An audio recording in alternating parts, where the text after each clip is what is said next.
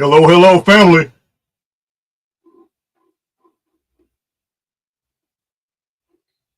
Real quick audio check. Changed out my microphone today, so I just need to see what you guys are hearing, because you already know the settings are going to be, they're not going to be good.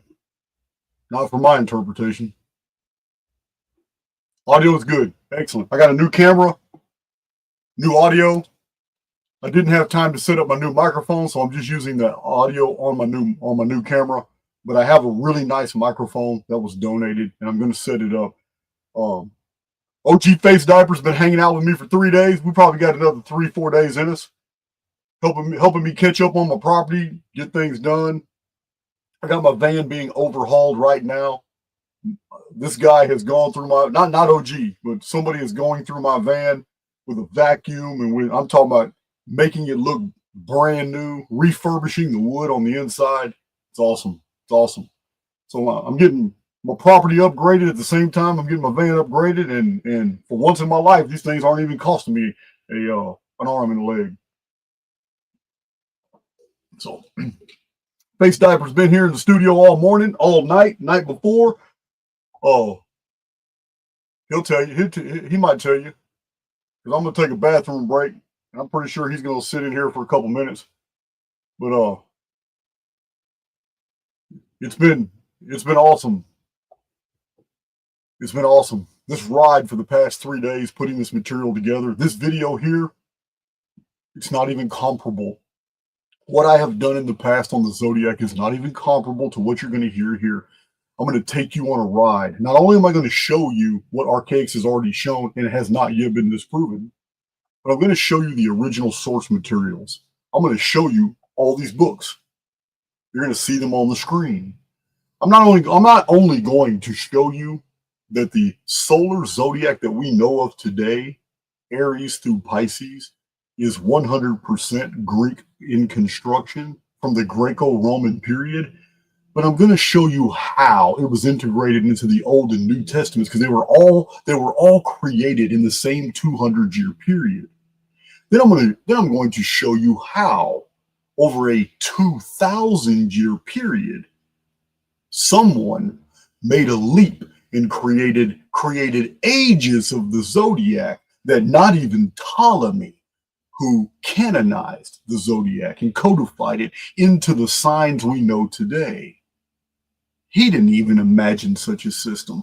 Then I'm going to show you the actual books, because I have them here, of all these modern authors like Graham Hancock, whose theories absolutely fall apart as soon as you remove the processional hoax, the zodiac houses being 2,160 years, this massive imaginary clock that they created. I'm going to show you the difference between looking at history and the historical record from a catastrophist view, which has been buried by the establishment, to a uniformitarian view of precession of the equinox, which does not fit the traditional, the archaeological, or the textual facts of history. Our world is one of resets, and many of those resets involved 23.5 degree pole shifts.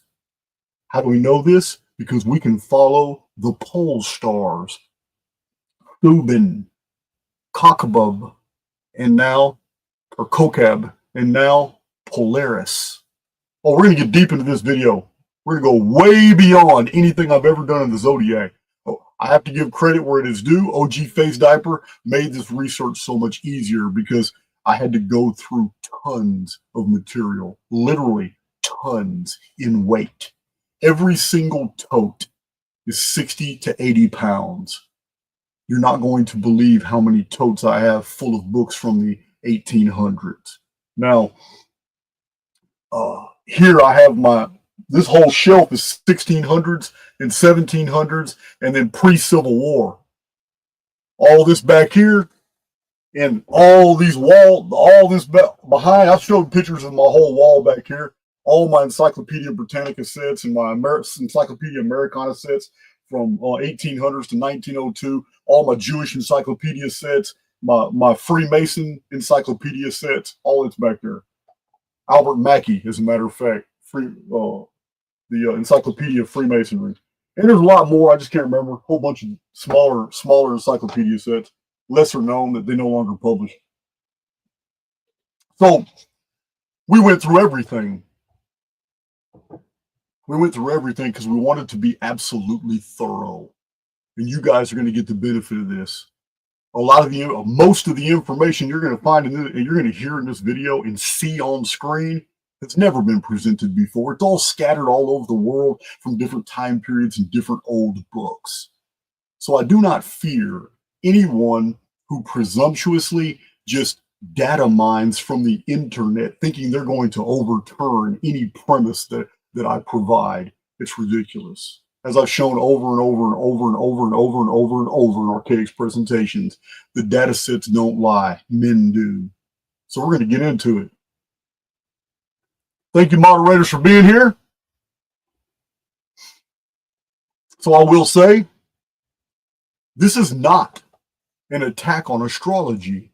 I'm going to show you in this presentation the difference between the original astrology, the original lunar zodiacs, and what came later, the imposition of a new system that was arbitrarily a template that was overlaid newly created religious systems based off the cult of the crucified God.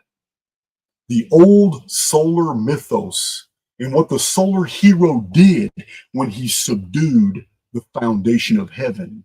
Not the zodiac, because it didn't exist then, but the 4 quadrants of heaven, the 4 royal stars, and what they meant in the ancient world, and how, when the day the sky fell and the sun appeared, the new solar hero, to assume authority, had to conquer all 4 quadrants of heaven, and how later Christianity, over 2,000 years later, had to adopt these symbols into their new religious model, and they called it the Tetramorph.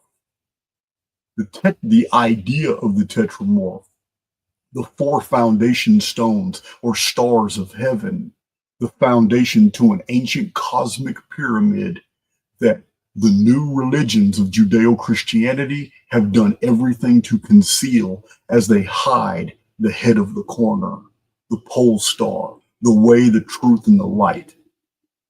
We're going to get into all that in this video. This is going to go super deep, and we're separating astrology from the zodiac, because the zodiac is a filter designed to deceive you. But astrology was an ancient science. It was very real. And we have many sources to draw on. Here are 3 of my books from the 1800s on astrology. I have talked about these books. Here's practical astrology right here. I have no problem sharing these books. As a matter of fact, we were thinking about PDFing them, putting all 3 PDFs in one. Here's the Zodiac and its mysteries. Professor Seward. This one I have given out thousands of times, so is Dawn. This is the influence of the zodiac on human life. I have given high praise for this book.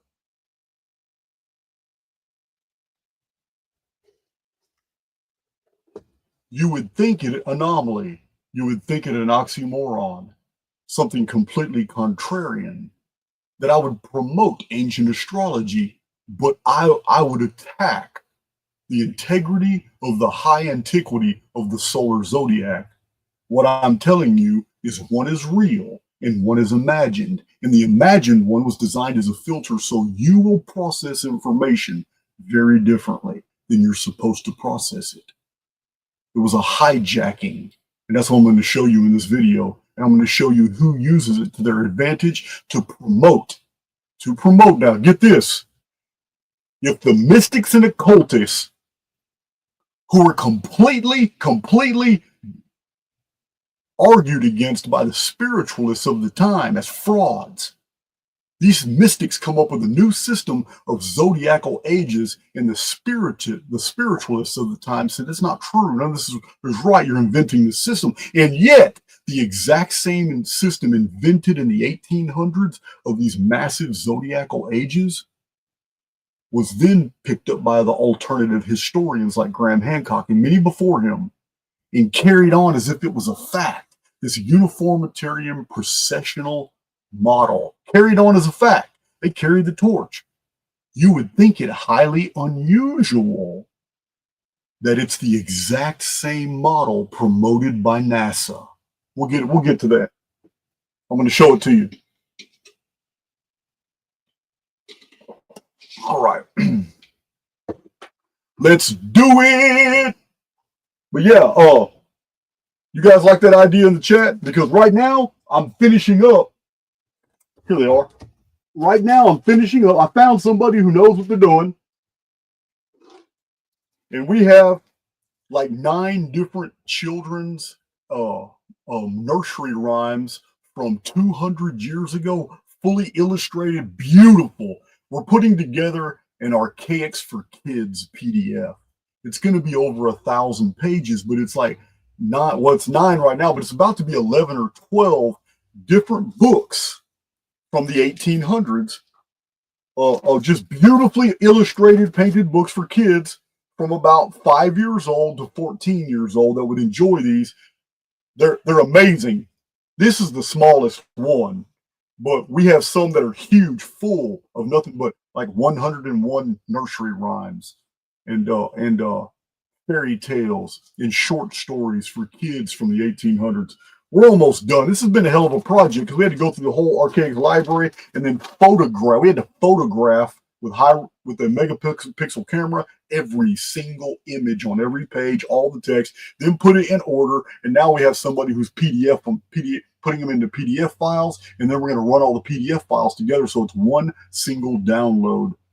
But it's Archaix for Kids, and it's just, even adults will take some enjoyment in checking out these old nursery rhymes, like the old, let's say, Mother Goose and an old woman in a shoe and all that.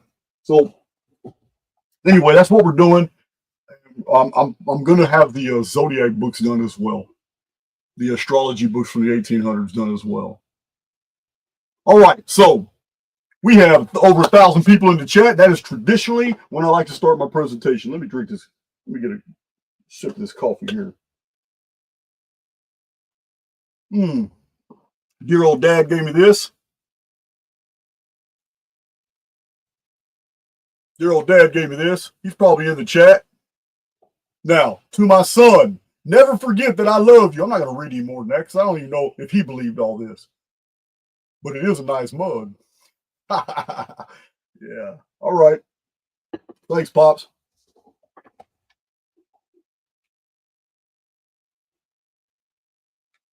Yeah, man. This is going to be a mind blower. So, what instigated all this? Well, what happened? How did this all come about? Oh, and I want to thank OG Facediaper for helping me go through all those totes and getting all these books together, because in doing this, I went ahead and did that behind me. I went ahead and just reorganized the library. I had more source book project books than I knew. They were too spread out. This is William Cordes. All these books are extremely rare. All these books right here. All these scientific books and all the weird shit that proves to you that our world is not what you think. So I got the Emmanuel Velikovsky collection. I got the David Hatcher Children's collection. That whole top shelf, all 4 stacks, are all book tree books. Every single one of them is a book tree book. Amazing. I read all those in prison. All those up there, amazing. Yeah, I've got books by John Levy, David Grant, David Edward. I got Stephen Crimmy up here 3 times. I got 2 books by Pierre Sabac, Holographic, Reality, The Murder of Reality. I've got 3 of Robert Seffer's books right here. Martin Leakey's book. I've got I can't remember everybody. I got 2 books by Howdy Mikowski. I haven't started those yet.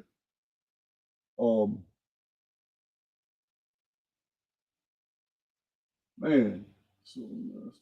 I got 200 Proofs the World is Not a Spinning Ball. Eric Dubay, he's up here. I got his book. I got more than that. They're just all spread out and thin. I got Larry Paul's book on the Sphinx. He's the director for the American Institute of of Great Pyramid research. Of course, I've got the Silver Manifesto. That's David Morgan. Remember the Morgan Report? He used to give out all the market analysis for the silver markets. He listens to Archaix. We've been in communication before. He's gifted me some silver too. I was touched by that. But I have the Silver Manifesto by David Morgan as well. I got a lot of books up there. I don't have time to go through all that. We got a massive presentation in here. So I'm just gonna say what prompted this. What prompted Jason to just go off and do a whole slew more of research? Well, I'm going to tell you. See, another YouTuber who actually thinks I'm just a YouTuber, named Marty Leeds, a triggered Christian who thinks the ancient world is so small it must be viewed through a Judeo-Christian lens. So this guy believes that a few dismissive comments and citing a couple redacted texts written by Christian monks overturns the thousands of data points in Archaix. I could tell very recently reviewing his material, he knows nothing about Archaix and does not even understand how to process a data set or a logic train. Religious programming is terrible. I know, I came from that world. Marty Leeds, probably a fake name, has been taking shots at me personally and Archaix, and now the Archaix community. This has been going on for about a year. I've just been ignoring it. So his channel is not successful. He is stuck in Judeo-Christian paradigm while pretending to be a student of the Gnosis and unable to bring anything new to the table. So nothing new and unique like John Lamb Laugh or Gnostic informant.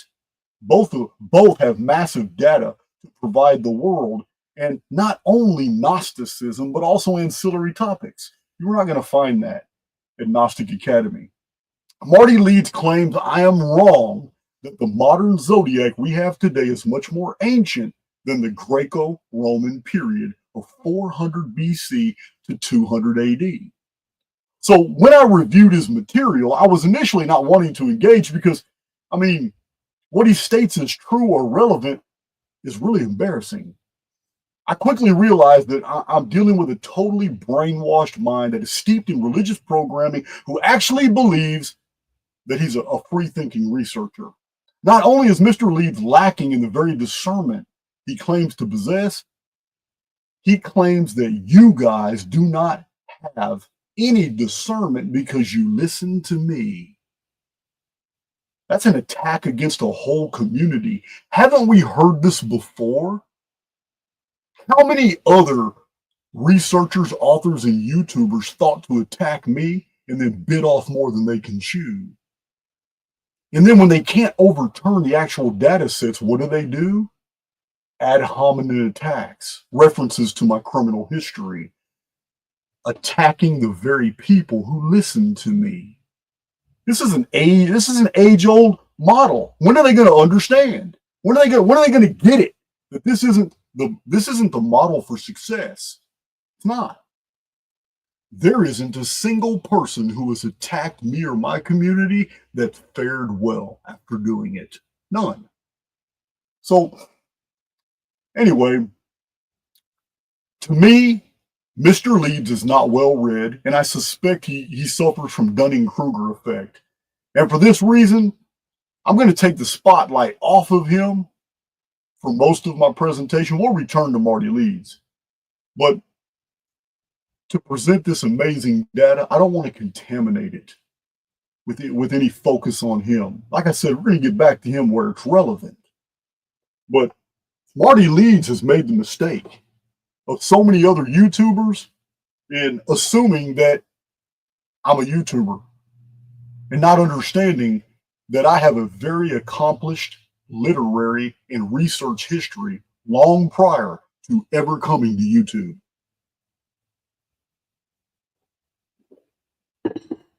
You can go to archaix.com and you can see the wealth of information I provide from my book, Lost Scriptures of Giza, published in 2006. I accomplished something almost no one else has done from a prison. I secured 4 publishing contracts as a prisoner from a publishing company that has never, ever published a prisoner before and hasn't done it since. Lost Scriptures of Giza has a bibliography of books that I have proven that I have read and data mined that far exceeds anything you can find in Gnostic Academy. Every text of the Gnosis is cited in this book. But do I consider myself an expert on the Gnosis? No. Marty Leeds says the Phoenix phenomenon is a fiction, and yet he hasn't read When the Sun Darkens. He hasn't read When the Sun Darkens, where I lay out the Phoenix phenomenon before I really knew how serious it was, and then followed it up with a tremendous amount more data in this book. And then so much Phoenix material came into my possession because I never quit researching. By 2017, I published this monster book with all new Phoenix data.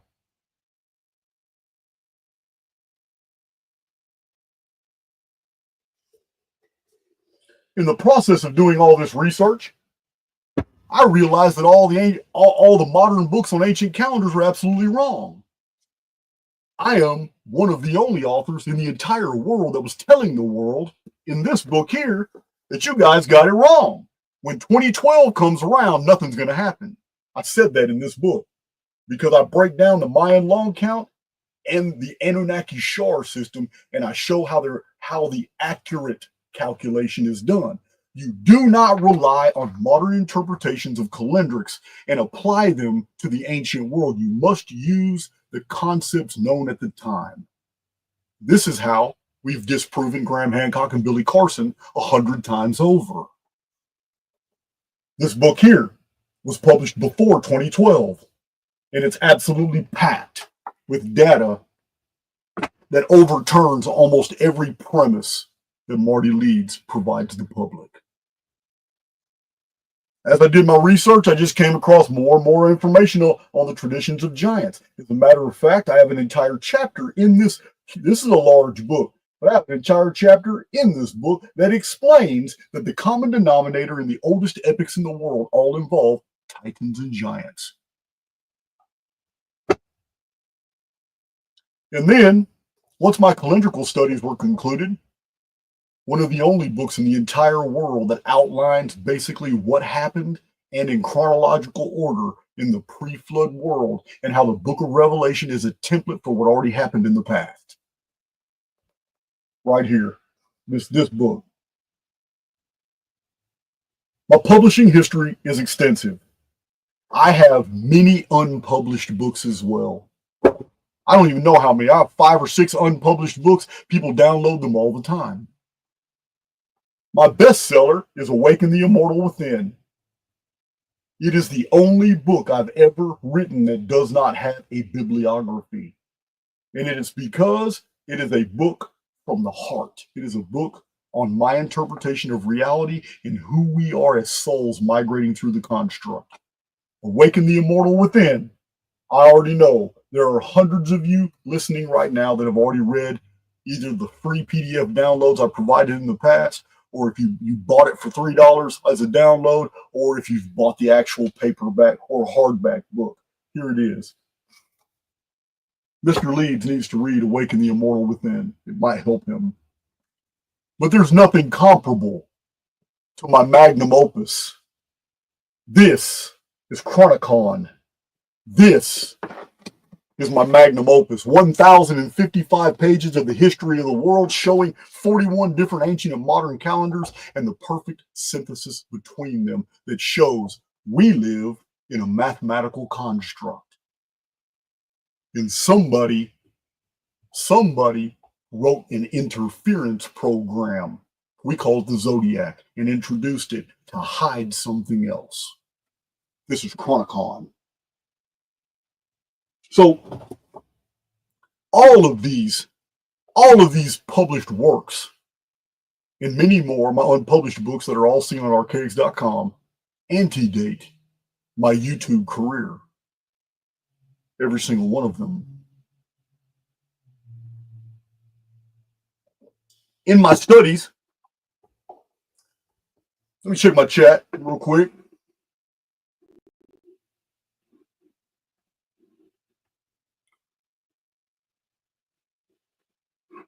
Oh, let me get that intro out of there too. Remove from studio.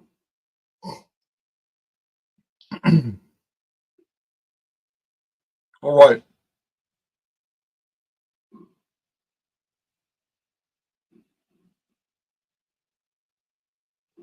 All right. Now I'm going to take you down this rabbit hole because that's exactly what it is. My two previous critiques on the Zodiac didn't peel back enough layers for you to understand what exactly happened when this new system was imposed. Nor did I adequately explain in those two previous Zodiac videos the fall of the 13th sign and Tetrabiblos.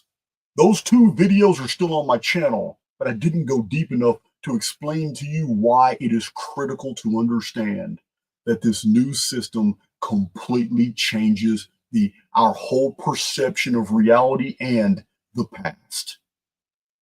It is 100% a uniformitarian construct. Remember, there's only two ways to view the history of the world. It's either uniformitarian, everything happens over long, vast periods of time, like precession of the equinox, or the catastrophist view, which the archaeology, the geology, the traditional record, and a calculator support.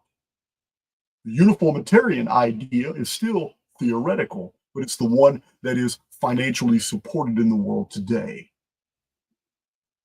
So let's get to it. All right. Let's see here. 1447 in the chat. Man, that's the Exodus date, 24:48 a.m. Oh, it just jumped. It's crazy. So, what book I'm on the show now? Let's see. First of all, the original Zodiacs, guys, they were all lunar. They were all lunar. The ancient Oriental, the American, the Indian cultures, we know these were matriarchal. They served the goddess. They revered the goddess. These are the antediluvian period. This is pre-flood world. You guys know that I've got 3 or 4 videos on the goddess. Now, they employed the lunar calendar and they revered the turtle as the keeper of time and oracles. Why would they do that? Why would all these cultures, from the ancient Americas to the ancient East, regard the turtle?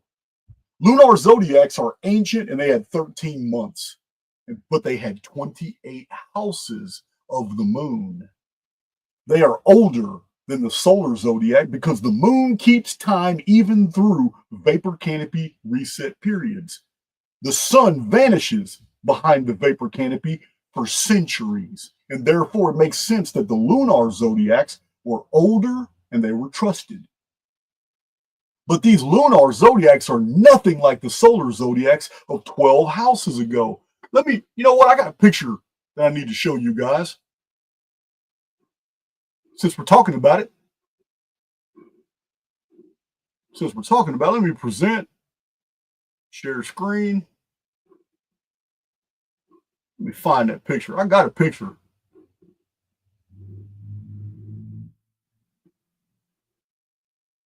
At least I thought I had a picture of a turtle. You guys have seen those turtle shells? I can't believe I don't have a picture of this turtle. Just when I pride myself on being absolutely prepared, I don't have a picture of a turtle. How'd that happen? That's amazing. I would have thought I was better prepared than that. So I'm going to go ahead and Google one right now because you guys need to see the turtle. You got to see it to understand.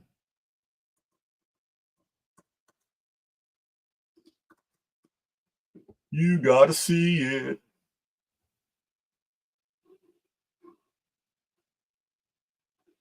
All right.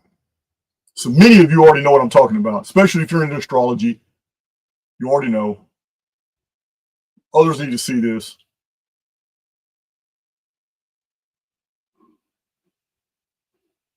All right. So we're looking at, it's a turtle shell. It's a perfect calendar.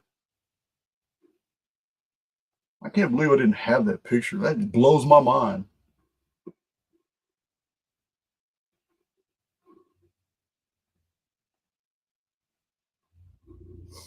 Blows my mind. Opening up StreamYard and Google at the same time doesn't look like it's a good idea. All right, cool, found it. All right, this is really irritating me now. Got it. Bam. So, all right, let me get out of that window there.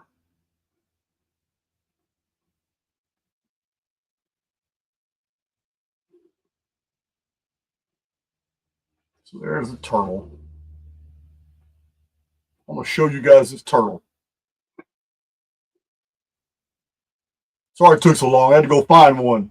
You know what? I probably have one in my files. I put it in the wrong file because I was going to show that picture. So I'm sharing my screen. You'll understand why the ancients thought the world was on a turtle's back.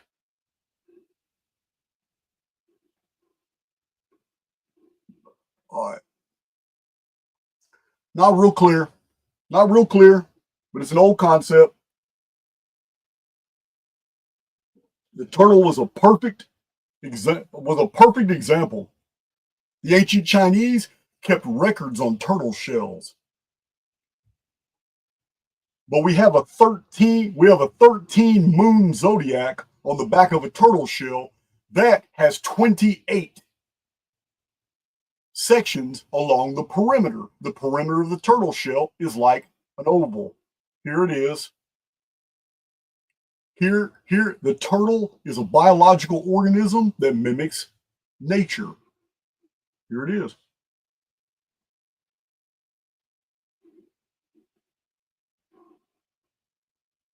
The turtle was the symbol for the calendar in the ancient world.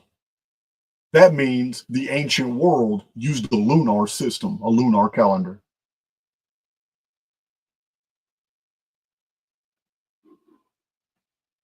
All right. Thought that was pretty cool.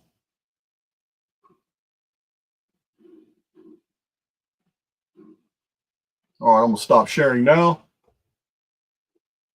Thought I had that. I thought I had that. I don't know why I didn't. So what I'm telling you is that an older zodiacal system has been buried. A newer system has been created. I don't know of any flaws in the older system, but the newer system was created for a totally different reason, and then used in modern religious, canonized into a modern religious text and masked. And I'm going to show you that in this video, how it was developed, how it came to pass. But you needed to see that in order to understand that the high antiquity of the zodiac does exist, but that's not my premise. My premise was that the solar zodiac of the Greeks that we have today is a Greek production. It's not the other way around. The lunar zodiacs are not my interest. I have no interest in those. Lunar zodiacs actually promote the Archaix theory on the history of the world. So astrology, long ago was the observation of the wanderers. We call them planets today. But in ancient times, they were called wanderers, shepherds, and they were called thrones. Astrology was only done at night. Why? It was only done at night because, just like I've shown in my presentations from 4 scientific books about vapor canopy that I've showed on my channel, at nighttime, vapor canopies magnify the heavens. In the daytime, they cloud up and obscure the sun. So a high pressure, high humidity environment where there's no rain. So astrology long ago was just watching the wanderers. This is why ancient astronomers and astrologers were called sky watchers. They were called watchers. Now, there was the movement of the thrones, especially Venus and the moon through the 28 houses of the sky during the 13 months, and their movements in proximity to 4 royal stars, anciently known as the foundation of heaven. They formed a divine square in the heavens. The heavens were regarded as a square, as a foundation. They were the 4 corners of heaven. As above, so below. The 4 corners of heaven mirrored the 4 corners of the earth. These 4 corners of the earth in the ancient world were known as the horned bull, the lion, a human, and a phoenix. These are the 4 quadrants of heaven. Later devolved, the phoenix was later devolved into an eagle. Then the Babylonians changed it from the eagle to a scorpion. These are the 4 corners of heaven. 4 ancient royal stars. I'm going to name those 4 stars. They're in all kinds of ancient texts. Now, this old world astrology involved the constellation Orion, Bootes, the 7 sisters, also known as the Pleiades, the dog star Sirius, Arcturus, and the Great Bear, Ophiuchus, Draconis, the circumpolar dragon, and Thuban, the eye of the dragon, better known as Alpha Draconis. So the ancients under the pole star Alpha Draconis zealously watched the movements of the moon and the wanderers, developing the Venus almanacs and the omen texts. The Mul Appen of the ancient Near East was nothing similar to the modern zodiac of today. I have shown you in previous presentations, Appen was the phoenix, the pin deity. So scholars know that the ancient pole star was Thuban, but it is Polaris today. This is a distance of 47 degrees. The ancient pole star, this is not arguable.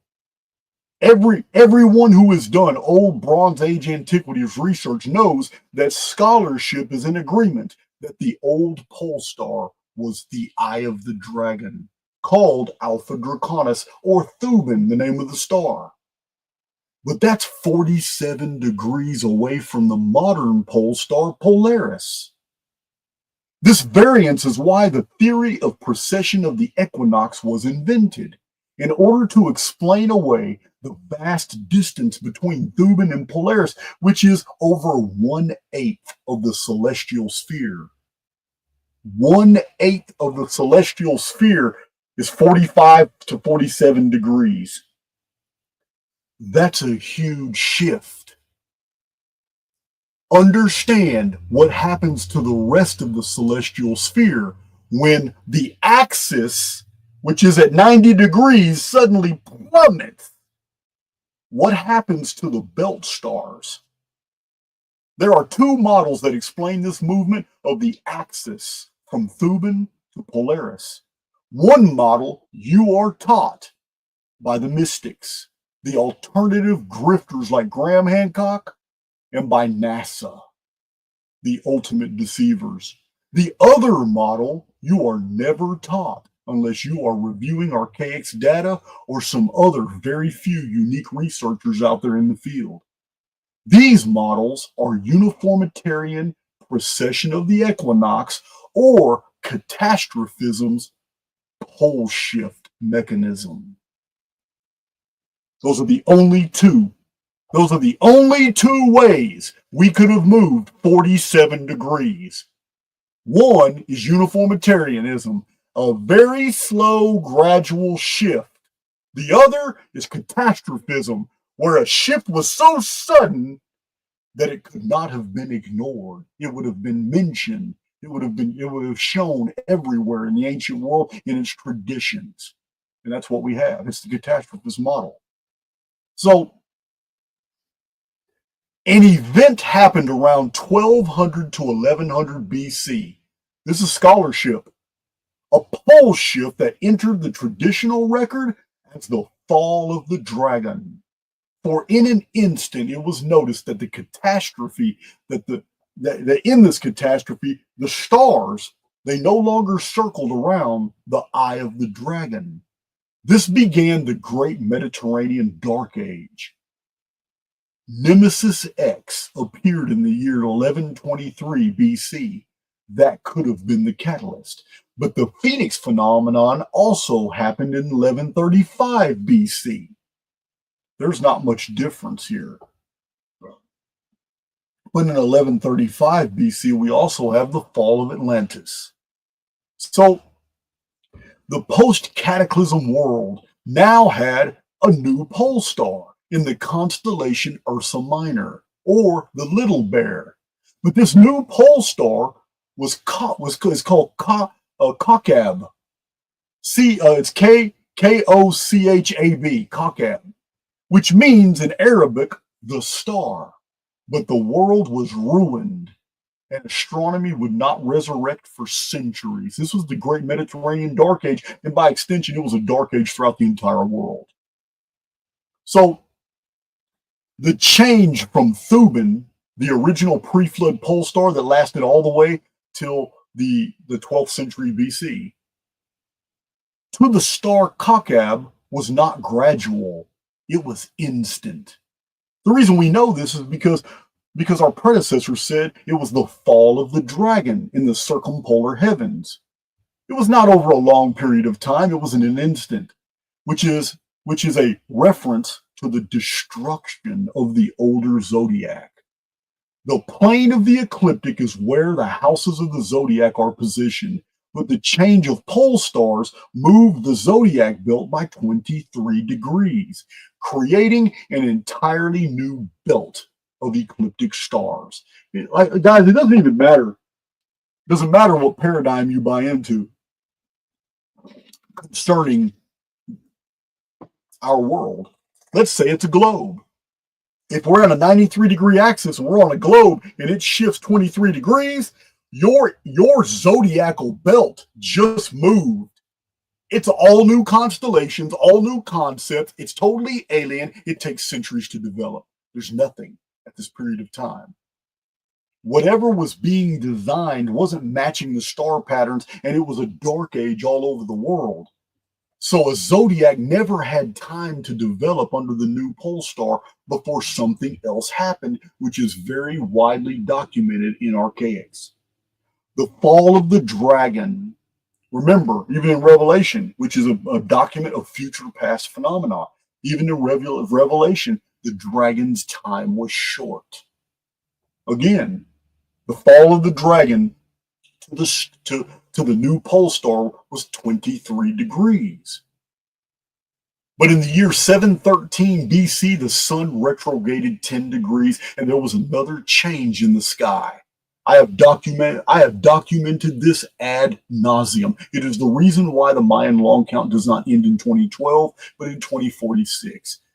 I have documented in numerous videos, and not one person has ever come forward and tried to challenge this. I welcome it. But every civilization in the world prior to the 8th century BC recorded that the year was 360 days solar. It's a lunisolar system, but it's solar years of 360 days perfect. 1 day for every degree of the celestial sphere. But something happened in 713 BC, and within 5 years, every culture, every priesthood, every government in the world changed their calendar to 364 or 365 days a year. Within a century, they had it down to 365.24 days a year. This is so well documented, we're not going to cover it here in this video. Another rapid pole shift moved our sky 23 more degrees. How do we know this? Because the old pole star of Kakab in the Little Bear, the pole star now became Polaris in the Great Bear, the Big Bear. So Polaris has been our pole star ever since the distance between Thuban, the Eye of the Dragon, and Polaris is 47 degrees of movement. Process that. In the 12th century BC, a pole shift initiated the fall of the dragon. The dragon circled the circumpolar stars. Its eye was the center. It never moved. But the tail of the dragon covered a third of the circumpolar stars. And then all of a sudden, a pole shift happens, and a 23-degree shift creates the fall of the dragon. The fall of the dragon introduces a whole new pole star. It is a period of confusion. It's a period of darkness. The whole world's in a dark age for about 3 centuries until another pole shift happens, and there's a shift in the sky, and it's another 23 degrees to Polaris. I'm not the one that made up Kakab was a pole star. You can do the research yourself, because for a short period of time, Kakab was recognized as a circumpolar star. Sometimes it's grouped together with another star that was its twin, and Kakab and another star were the axis, and it promoted nothing but confusion in ancient astrology and astronomy. But it doesn't even matter because it was a dark age, and in 713 BC, all of that changed again. Many ancient peoples believe the moon is older than the sun. The earliest zodiac was based on 13 constellations and was strictly a lunar-based system. A constellation had to be dropped to align with the solar system. The Egyptians did not trust the sun, and these pole shifts are exactly why. Remember, Herodotus, I've always called it Herodotus, my own peon nemesis, Tartarian Truth, actually educated me on the proper pronunciation of Herodotus. I could care less. The Egyptians recorded 4 times in their history that the sun deviated from its course. These are pole shifts. There's no other way. Whether they're temporal or whether they're permanent, they're still polar shifts. Because in order for the sun to deviate from its course, that means the axis has moved. Now remember, I still believe the sky is simulated because all of this motion can be replicated by a holographic, multi-tiered hologram in the sky. And there could be no movement of our actual world. Like a giant Star Trek holodeck, which was really surprising that Marty Leeds would rebel against such a concept since he deigns to be a student of the Gnosis. This world is a construct of the Demiurge. It's artificial. So, yeah, I don't get it. I don't get it. The duplicity kills me.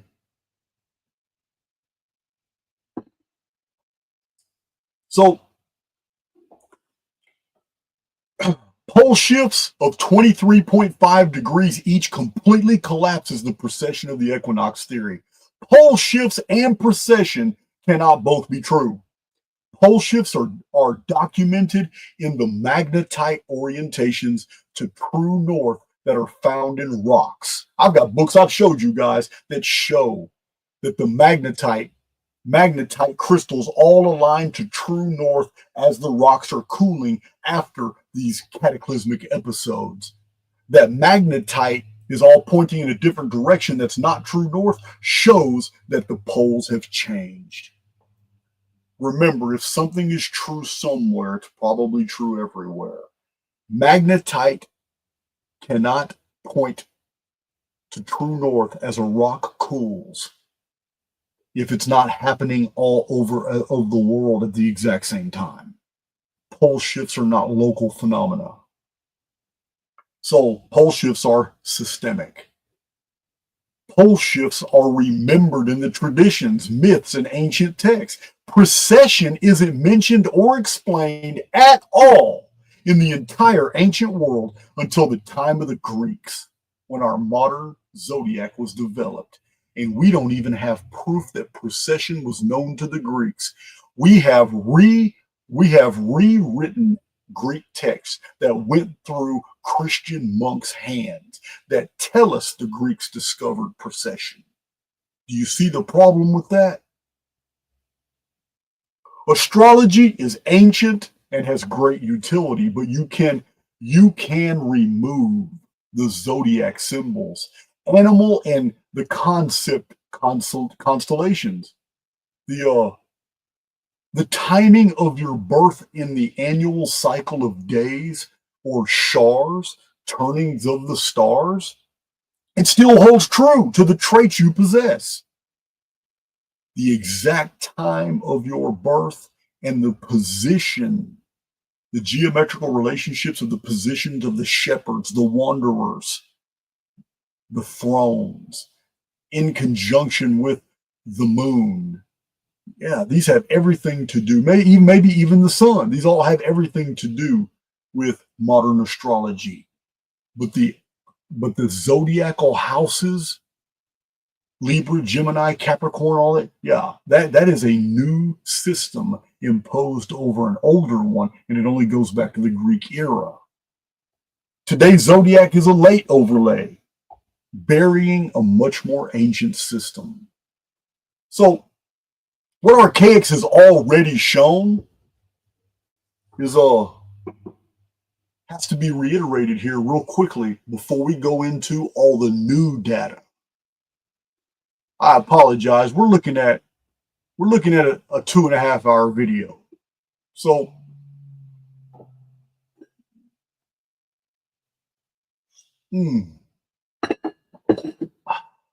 Alpine Movement, thank you. Bought all your books. Well, those books are going to take you through a series of rabbit holes. They're going to take your world apart and put it back together. That's what they're going to do for you, my brother. Check my chat. We're all good. Thank you, CA. Oh, thank you. Who is that? Thank you, Robert Vizina. 1380. Got that 138 times 10. It's all good. It's all good. So I don't want to get, I'm not going to get nasty, but you know what? Marty has done what others attacking Archaix have done, making short, deflecting comments about my criminal history, as well as attacking those who find value in Archaix as being ignorant or occultists. Come on. This is what those who can't refute one's findings resort to. I've seen this behavior over and over. Dividing the heavens into a circle and calling it a circle of animals without any details is not proof of a zodiac. Scholarship calls those redactions. It is when Christian monks want to introduce newer concepts into older texts to give off the appearance that something has veracity. China has a circle of animals, and they are all different than our modern zodiac. They have 11 natural animals and then a dragon, or actually a phoenix. So a lot of folks grasping at straws, but in the end, the Archaix data sets on the zodiac still stand. It was developed in Greek times and then perfected and finished to what it is today in the 2nd century AD. Just like the Old and the New Testaments. So what Marty Leeds did not do was disprove my previous statement of facts. I released 2 prior videos and unleashed the series of facts, and Martin Leeds embarrassingly did not overturn a single one of these numerous historical facts. Egypt. Graham Hancock asserts that the Egyptians knew the zodiac and even calculated the 25,950-year cycle. Both statements of Graham Hancock are patently untrue. No zodiac in the funerary texts. We have all the Valley of the Kings wall text, the coffin text, the pyramid text, the Egyptian Book of the Dead, all the Egyptian papyri. There's no Zodiac. In all 26 Egyptian dynasties, there is not a single shred of evidence that a Zodiac was known. 100 BC is the first known reference to a Zodiac, and at Dendera, Egypt, built by the Romanized Greeks called the Ptolemies, descendants of Greek Macedon, when Rome was at its height of power 500 years after Egypt had already fallen to foreign rulers of the Assyrians and the Persians. You can't introduce a Zodiac into Egypt 500 years after Egypt collapsed and then say the ancient Egyptians knew the Zodiac. You're a liar. It's bullshit. Total bullshit. So let's look at it. Let's see. I invite Graham Hancock to show the world that data. I invite Marty Leeds to show the world that proof, because I went through them. I went through an intense study trying to figure out where in the hell did ancient Egyptians know anything about a Zodiac. Because OG Facediaper and I, we did the legwork. These are from the 1800s. We did the legwork. Beautiful, amazing books. Yeah, I'm trying to figure out what Graham Hancock's talking about. I don't understand. Because I know I'm a well-read individual. I've built my reputation on it. This is a good one too. Real good one here. Absolutely packed. This is another thing you need to take into consideration. Here's a book on the treasures of Tutankhamun. The treasures of Tutankhamun completely collapsed Graham Hancock's little idea there. Here's a totally, absolutely undisturbed Egyptian burial excavated by Howard Carter in 1922. Hundreds and hundreds of Egyptian artifacts, paintings, reliefs, everything's here, untouched by time. They even had a vase of honey that was still preserved in 3,000 years. Everything was in there. Not a hint of the Zodiac anywhere in this ancient Egyptian tomb. How do I know? Because I looked. Not just that book. Went through, here's the photographic deal. Even the index does not recognize the Zodiac in Egypt. I went through everything. There's nothing, not a hint of the Zodiac. Please ask Mr. Graham Hancock where he got that the Egyptians knew of a 25,920 year period based off 12 signs that the sun passed through, and each sign was 2,160 years. Please ask Mr. Graham Hancock where he got it. Graham. Yeah, man. All right. I'm going to leave that alone. I almost had a Freudian slip. I'll tell you what.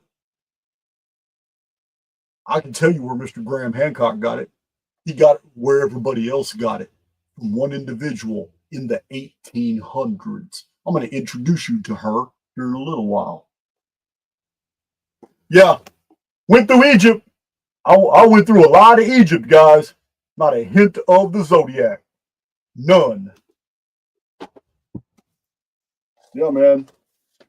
I told you guys, when I bring presentations to your attention, a lot of time it's distracting. So as you know, I'm always photographing the text and then showing it on the screen because it saves time. It abbreviates and condenses things so I don't have to waste time doing this. But in this video here, I'm just making a point. I'm making a point for several reasons. This should be a share video to show people, wake them up, because where I'm going with this video is not a direction that you can anticipate. What the Zodiac hid is astonishing. And it's going to be so soul swelling when you understand how it taps into the Christian mysteries, when you understand the real message that was in the sky, the ancient pre-flood theology that has been so systemically hidden by all these false constructions that have been overlaid like a template so you will not know your divine inheritance. It's all there. We're going to get to it in this video. But before that, we have to collapse this house of cards. Please send Graham Hancock my email. Nothing in this book. Nothing.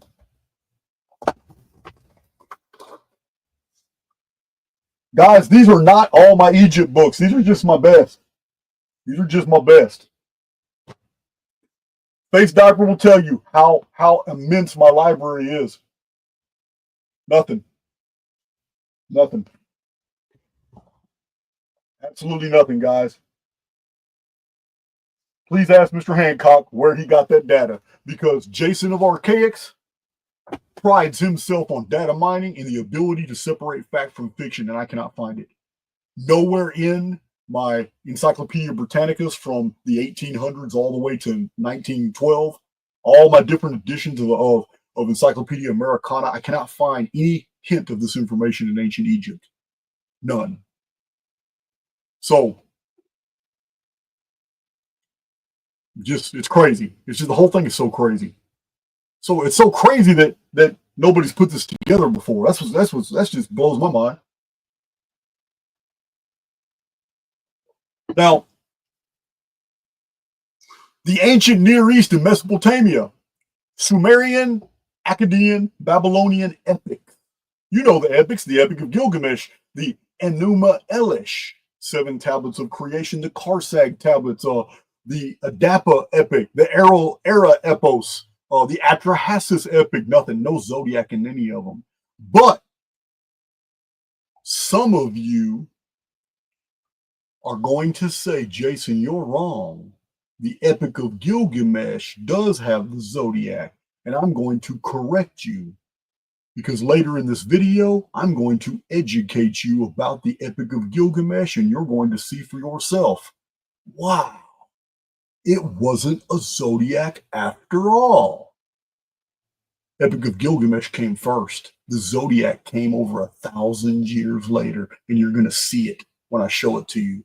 You're going to see what the story of the Epic of Gilgamesh was really about, because it has everything to do with immortals who make exit from the construct, and the men of the world, the souls of the world, who always look for immortality and cannot find it. It's all here. It's all here. So, the Far East, you know, I've told you guys the Chinese Zodiac, established in the Han Dynasty. Man, that sounds so impressive until you find out the Han Dynasty is perfectly in sync with the Greco-Roman world. Same dating as the finishing of the Great Wall of China or the Great Wall of Rome, the Great Silk Road of Rome. Yeah, and the symbols of the Chinese Zodiac do not comport with the Greek solar zodiac. They're totally different. Totally different. India, the oldest Sanskrit text on astrology, is from 270 AD, titled Yavana Jakara, which translates to the sayings of the Greeks. So Montukla wrote that the Hindu zodiac was borrowed from the Greek. Ancient astronomical text of India dating to 1000 BC is the Surya Siddhanta, not a hint of the zodiac. All of the great epics of India, Mahabharata, Bhagavad Gita, the Song of Arjuna, the Ramayana, no zodiac. The ancient Americas, the Maya, the Olmec, the Toltec, the Aztec, all the Mesoamerican cultures, all the way going to North America to the Algonquin branches, massive family of indigenous people. Nothing. No zodiac. Across the Pacific, the Japanese, Nihon Shoki, no zodiac. No African zodiac, Australian, Pacific Islander zodiacs, nothing. Nothing. Strange too. Really strange how the Torah, the Tanakh, the Talmud, the Midrashic commentaries, all the Jewish literature, no Zodiac until they lifted it. They don't have any Zodiac. And when I say by Zodiac, I'm not talking about creating a circle out of the heavens. We've been doing that since Sumerian times. The ecliptic being a ring of the heavens. That's not what I'm talking about. I'm talking about the sun passing through 12 houses named, or their equivalents, Aries, Taurus, Gemini, Cancer, and all the other ones. Libra, Sagittarius, Aquarius. Yeah. This, the very first time any of those names appeared all in one zodiac, was 200 AD. The exact same time the New Testament books were being written. No zodiac signs at all. None of these signs are mentioned. None of them. No one ever mentioned a 25,920 year cycle. No one ever mentioned a 2,160 year house zodiacal age. No one ever mentioned Gemini, Taurus, Libra, Sagittarius, Cancer. None of these houses of the zodiac were ever mentioned by Berosus, Manetho, Josephus, Philo, Judaicus, Herodotus. Did I say it? Herodotus. Herodotus, yeah. No one. I even mentioned in a previous video about Sanchuniathon didn't know anything about the zodiac, and he didn't. And Marty Leeds pulls out the Eusebius interpolations of what Sanchuniathon wrote. Eusebius, why would a student of the Gnosis ever cite Eusebius, the church father of lies, who was against the Gnostics, as an authority, unless you just really hate Jason of Archaix and you're really willing to swallow your ego and swallow your pride in order to try to stick it to somebody because you just can't stand the fact that he's right and you're wrong. Why would you cite Eusebius? It's ridiculous. Eusebius is 400 years AD. Why would you cite the one church father that almost all scholarship agrees was the father of lies of the Roman Church? Cite him as an authority. It's crazy. So, but Livy, I have Livy on the shelf behind me. Pliny the Elder mentioning the word zodiac is not a knowledge of the zodiac. It's an interpolation. The same way the Jews got away with putting "is this not said" in the book of Moses. It appears hundreds of times in later books of the Bible. And biblical scholars going through all these books have isolated all these interpolations. They're very easy to find. An interpolation is a small term or words or sentence that's injected by transcribers when they are making a copy of an older document. They introduce new material. It's the same thing the news does today. It's called guiding the narrative. This is what they do. Christians did it when they wanted to introduce the antiquity of the zodiac, which gave credence to their Matthew, Mark, Luke, and John narrative. They needed the antiquity. So the 10th, 11th, and 12th century monks who were retranslating all these into Latin from the Arabic, when they were doing all this, they added interpolations. It's not Jason saying this. Almost all scholarship agrees that all the texts from the Greco-Roman world went through a Christian redaction process. It's ridiculous. Pliny the Elder knew nothing about the signs of the zodiac, what they meant, or any science attached to it. Neither did Strabo, Diodorus, Thales, Anaxagoras, Anaximander, Thucydides. Got his book right here. Hipparchus. What about the three great writers that came out of the Mediterranean Dark Age? Homer, Hesiod, Theognis, nothing. Oh, Odyssey, Iliad, Works and Days of the Theogony, nothing. Lucretius wrote a poem 7,355 lines long on the nature of the universe. Not a hint of the zodiac in the writings of Lucretius, 55 BC. Why? Posidonius, Cicero, Aristotle, Seneca, Aristarchus, Tacitus, Plutarch. The Roman historian Marcus Varro would have never not mentioned the zodiac. It's crazy. It's crazy, guys.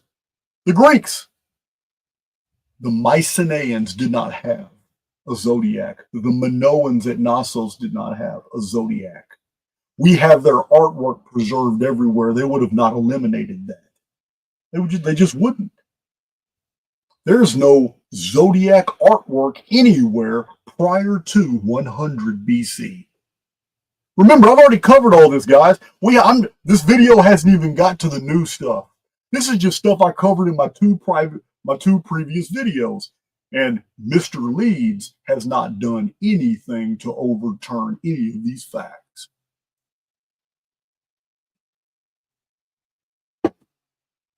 Strangely, the whole of Greek mythology, the zodiac is not found anywhere. Yeah, why didn't Hercules ever wrestle a zodiac sign?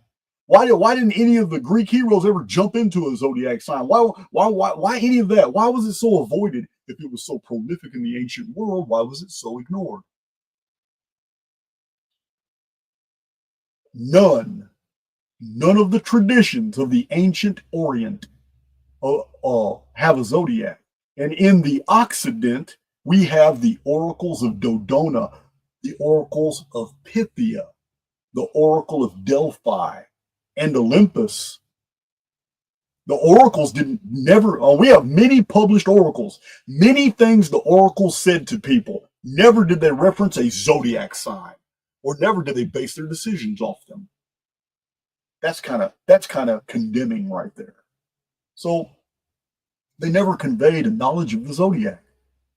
Now, one myth concerning the Sibyls mentions the zodiac. The zodiac is not mentioned in the Sibylline oracles.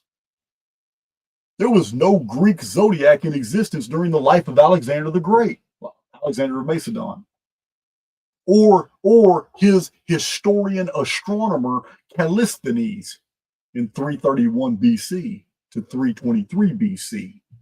Nothing, no zodiac. Callisthenes would not have ignored that. He's the one that accurately interpreted Babylonian dates, stars. He used star reckoning.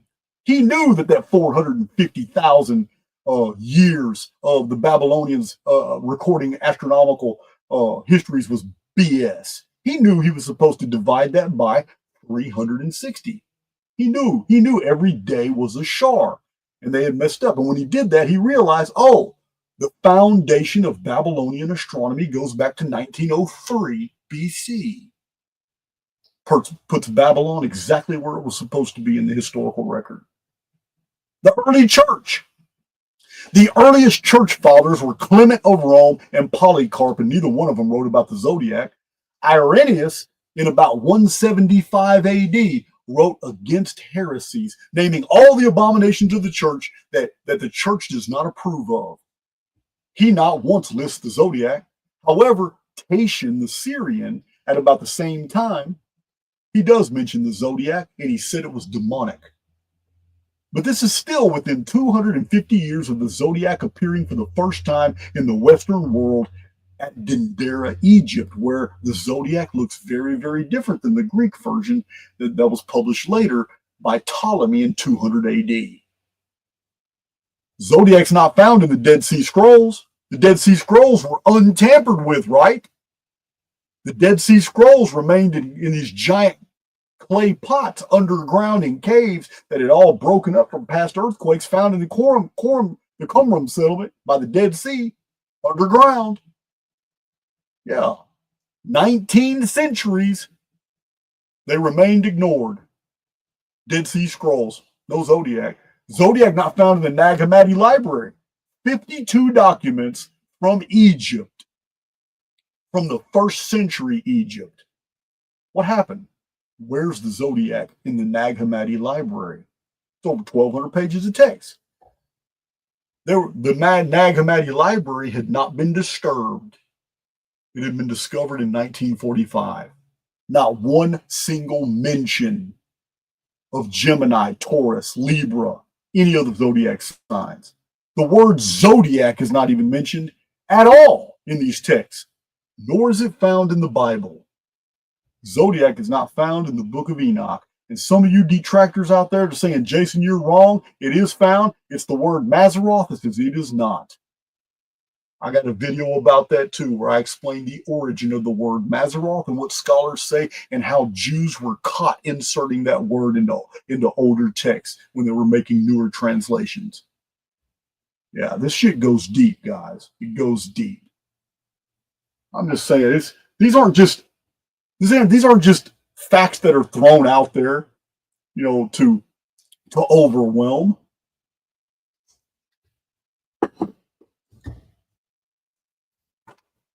I've got videos about these two texts. These are both from the 1800s, 1870s, both of them. Tables, ancient literature and history, 1500 BC to AD 200. This lists all the known ancient texts and their dates and what their subject matter was. Sorry, guys. But according to this guy in 1877 and all these tables, I've already done a video on this and I read it and I got photographs of the actual pictures of here. Zodiac's not mentioned anywhere. There are no books about the Zodiac. There's nothing about the Gemini, Taurus, and none of that system was known to the ancient world. It's just not in here. He couldn't document them. And he mentions many, many ancient texts and dates them. Names their authors and names what civilizations they came out of. I've used this in presentations before too. This is from the 1800s as well. Chronological tables of ancient history. This is out of Oxford. It is amazing the amount of data. The amount of data. This is all chronological tables from the ancient world. Nobody knew of a zodiac till Dendera in Egypt or Ptolemy in 200 AD. Yeah, guys. It's terrible. It's terrible. What is this? What we got here? Oh, the Bible. The Bible is a collection of many, many texts that were later condensed into bigger texts. Probably talking about hundreds of writings that ended up being 66 books. The Bible. There is no zodiac.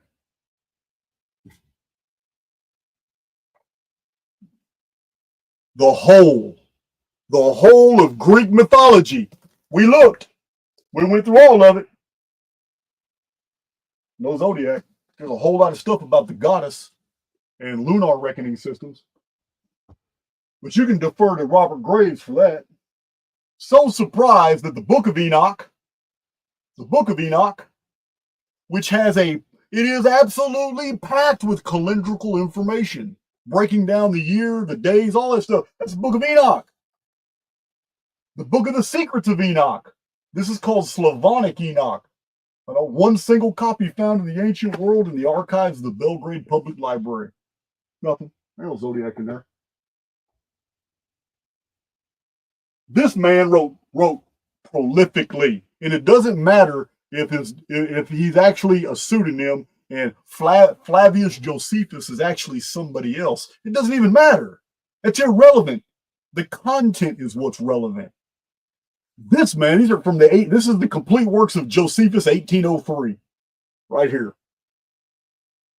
This is massive. Antiquities of the Jews, Appian Way, War of the Jews. This right here is massive. The complete works of Josephus. He goes into the pre-flood world. He goes into all these histories and everything. There's nothing. Josephus did not know of a zodiac. He wouldn't have ignored it. I wasn't just running my mouth, guys. You can look for yourself.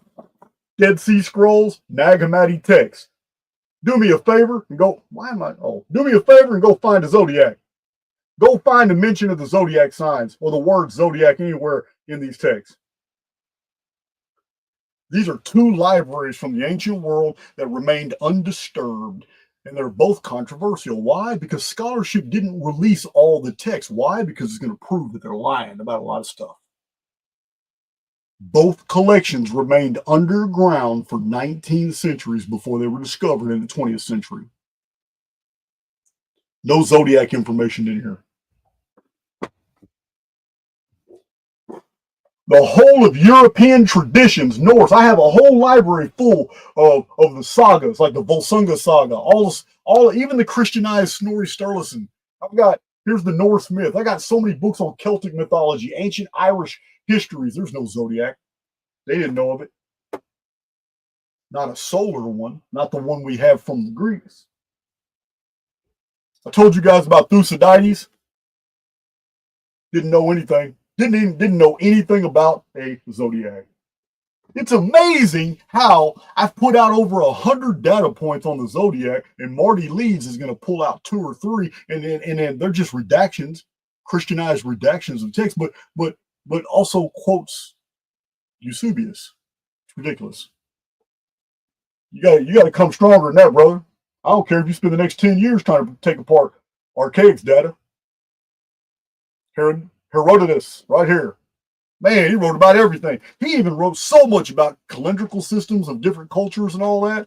Remember, he says, I report what people say, but I am by no means bound to believe it. He also recorded in here that the Egyptian priest specifically told him that they did not trust the sun. The sun had moved from its course 4 times in their history.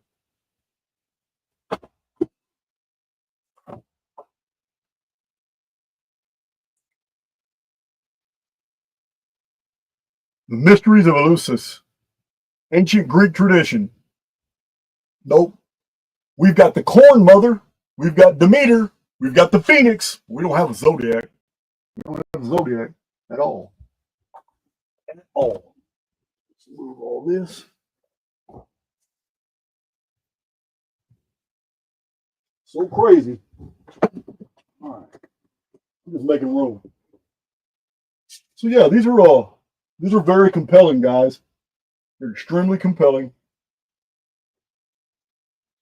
It's crazy. It's so crazy how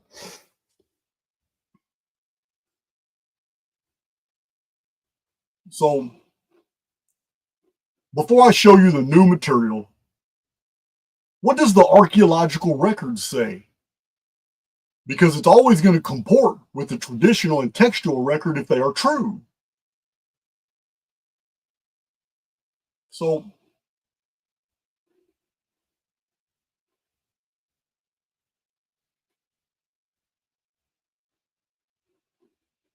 let's see.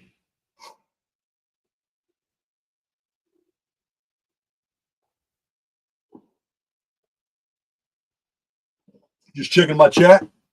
Like I said, I haven't even got to the new material, guys.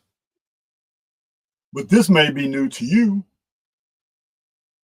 This may be new to you. Right here. So, if the Zodiac was so important, I mean, why it hasn't been found painted in frescoes on walls, exhibited in statuary, any type of relics? Nothing. No pillars, no monuments, no artifacts in tombs, no legends, no traditions, nothing until about 100 BC to 100 AD are there now references to a zodiac, but no knowledge. None. Why didn't any civilization build a zodiac court? No one thought the zodiac was important enough to build the zodiac into an ancient temple? The Nazca lines, giant effigies and mounds that form all kinds of animals and pictures and geometrical relationships, but they're all mixed match to face the sky. The Nazca lines and other agroglyphs that have been put all over the world, but no zodiac? There are no known examples of any known Greek coins showing the zodiac? How can you not put the zodiac in numismatics? I don't get it. Maybe some of you know. Many history books, they assert that the zodiac was recognized, but there are no texts that cite it, that explain it, that name the signs, that do any of that. It just says circle of the heavens. And they're all interpolations, and they all date from the 1st century, 2nd century AD. The interpolations are actually dated later, but it's the texts that were written in the first centuries that have the interpolations. If you want to know anything about interpolations, watch Archaix videos or Google interpolations, and you'll get all kinds of examples. It's well known in academia how interpolations are added to older texts. So how is it that these things aren't found? I don't get it. I just don't get it. So how about, oh yeah, oh man, uh-oh. I love this book. This book's pretty big. Greek coins. Now, I don't want you to think, I don't like to tell you something, I want to show you. I don't want you to think that I haven't been telling you guys the truth. Oh, Greek coins are beautiful. They're beautiful. You know what? I'm going to take this off now. Greek coins are beautiful.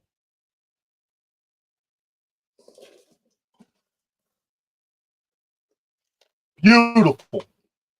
The details are beautiful. It's amazing. Look at Apollo on his chariot. Oh, why I can't get this angle right. There we are. They're beautiful, guys. And they're exquisitely detailed. Exquisitely detailed Greek coins. There's over 1,000 of them in this book.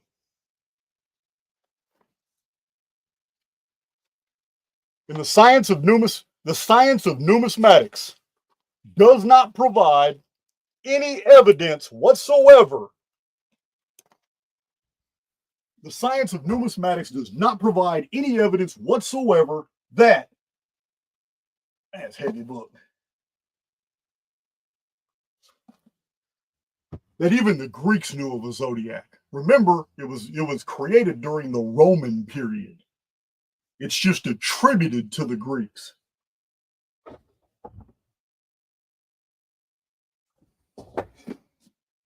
So we went through this too. Historic ornament. Hundreds of examples of all the metalwork and all the mosaics and the pottery shards. It's amazing. We went through everything in here, all these examples from the ancient world. There's no zodiac. Not even any zodiac sign. So this one right here is a beast. These books right here are so heavy. Trilogy of books right here. Thousands of illustrations and photographs from the 1800s. Right here. An outline history of art. Page by page, went through all this stuff. Nothing. Heavy books there. So, not wanting to rely on one source, I've got more modern books.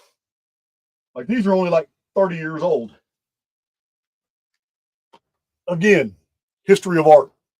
Or art. Yeah, history of art. Painting, sculpting, and architecture. Amazing. It's just amazing stuff all throughout here. Stonework, paintings, everything. I'm not going to have time to flip through all this, but again, nothing. There's nothing in here that shows a zodiac. And the problem is with the numismatics and with the art deals, we only have references to the knowledge of the zodiac ex post facto, but we don't have any actual coins. We don't have paintings, frescoes, sculptures, architecture, anything that belies a knowledge of the 12 houses of the zodiac of Gemini, Aries, Sagittarius, and Scorpio. None of these concepts existed in the material evidence until after about 700 AD. All we have are references in older texts that they could have existed.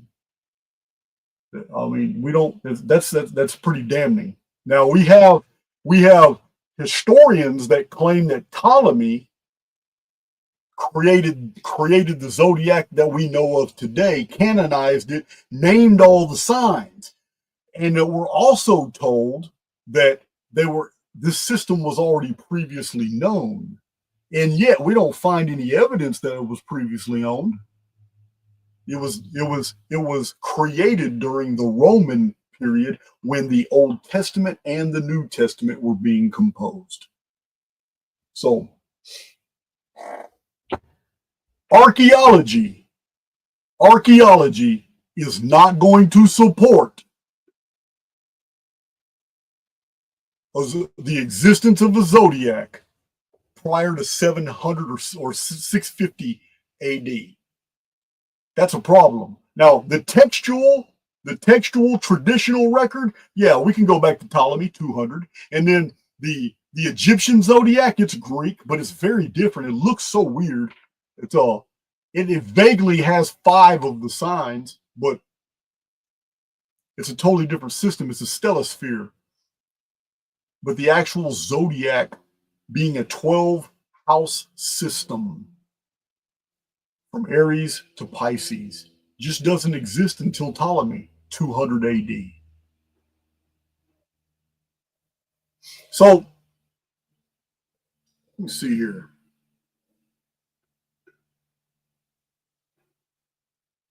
Check my chat real quick.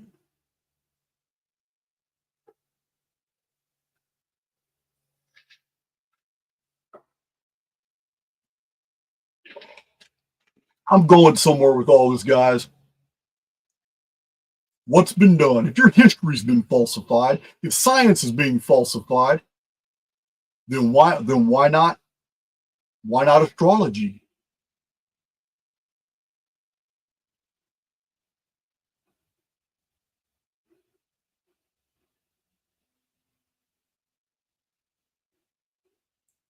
All right. Oh, this is going to get deep. I still haven't even got to the new material yet. I told you it's going to be a long video.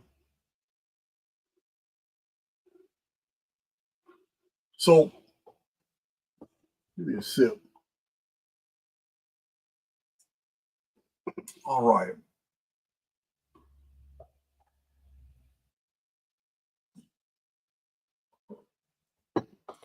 Tetrabiblos, the zodiac codes of the 4 gospels. That's the work of Ptolemy, 200 AD. The zodiac as presented today is largely derived from the astronomer Ptolemy.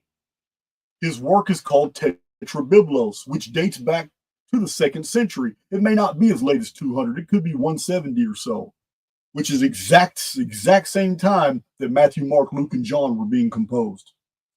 It was at this time that we have the appearance of the New Testament, which is a lot of symbolism. It's a lot. All right, let's see what just happened here.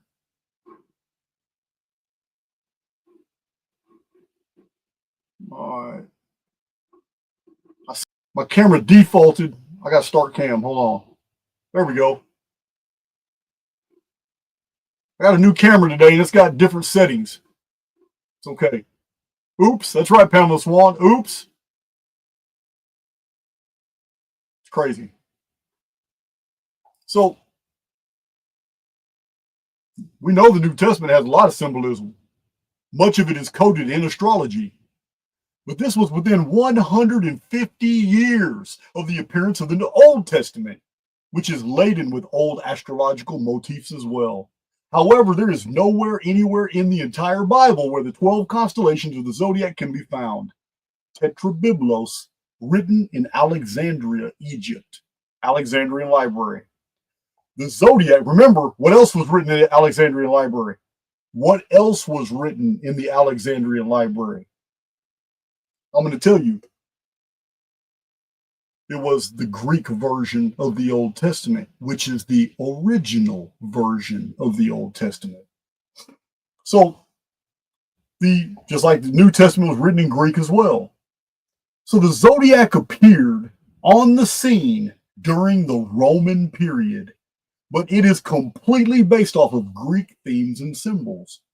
In fact, all within 200 years of the Old Testament, Old Testament was composed in Greek, the New Testament was composed in Greek, and the Zodiac was codified. It all happened at the same period of time. That's not a coincidence. So,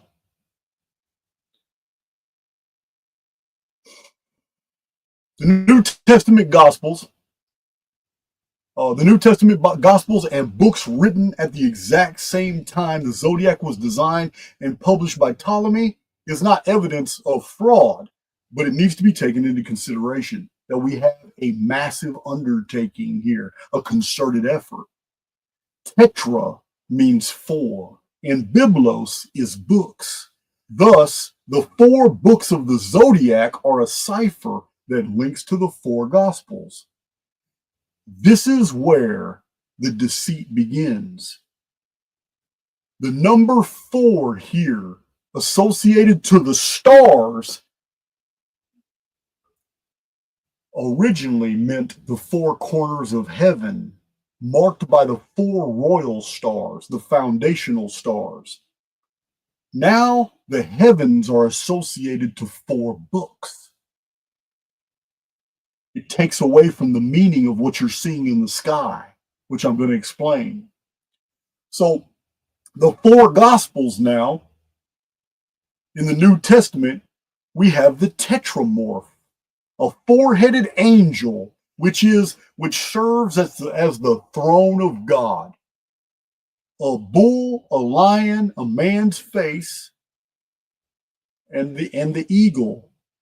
So these mark the foundation of heaven, but they're not the origin of the Zodiac. They were assimilated into the newly created Greek Zodiac, just as the Old and New Testaments are compilations of books assimilating material from older sources. Gerald Massey in the 1800s. I know I got his books in here somewhere. I always talk about Gerald Massey. Wow. I got stuff rearranged so much. Ancient Egypt, Light of the World, both volumes. There it is, Gerald Massey.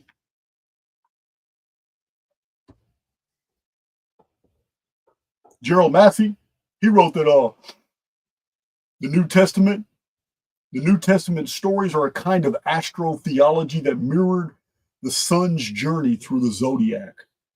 A very old story is the solar hero's journey. The solar hero's journey does not mimic the zodiac. The solar hero's journey is the origin for which the zodiac developed from. I'm going to show that to you. Ptolemy did not mention any 25,920 year cycle, nor did he claim zodiac ages were 2,160 years. This would not develop until the 1800s. That's crazy. It's crazy, guys. I'm going to drink to that. I'm about to take a bathroom break. Matter of fact, I'm about to take me a bathroom break. I'm going to come back and I'm going to unveil all the new stuff from the Archaix library on this topic, because it's taken me an hour and 42 minutes just to rehash prior Archaix data. That's all old news. That's all from 2-3 videos in the past. But now we're going to go into some new material that's been found in the past 2 days, because you need to know it.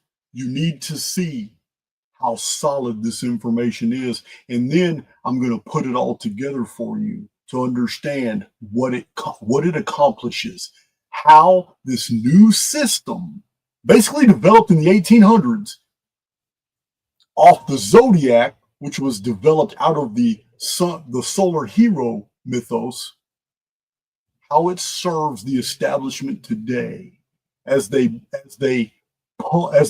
basically push all these different authors.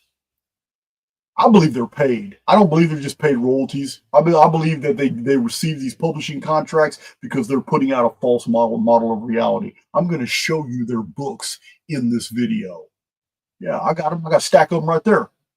It's ridiculous.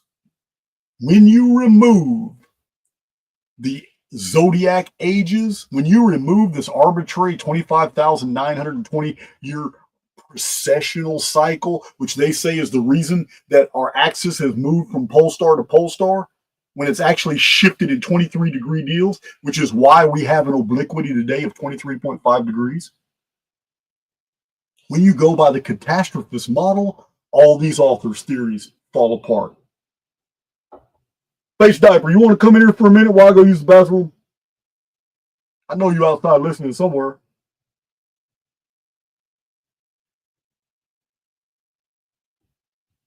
I think he's coming right now. I'm here. Yeah, man, I'm gonna go get me a refill. I'll be right back, guys. Give me about 3 minutes. No, I know you want to say hi to somebody. Good to see you. Go and step in there. I'll be back in about 3 minutes, and then I'm gonna unveil all the new stuff. Sounds good to me. All right, I ain't been this nervous since the last time I was in a courtroom. Archaix koozie. All right, this is pretty cool. In the Millennium Falcon pilot seat here. I won't touch anything. Might end up in another galaxy, perhaps. Woo! I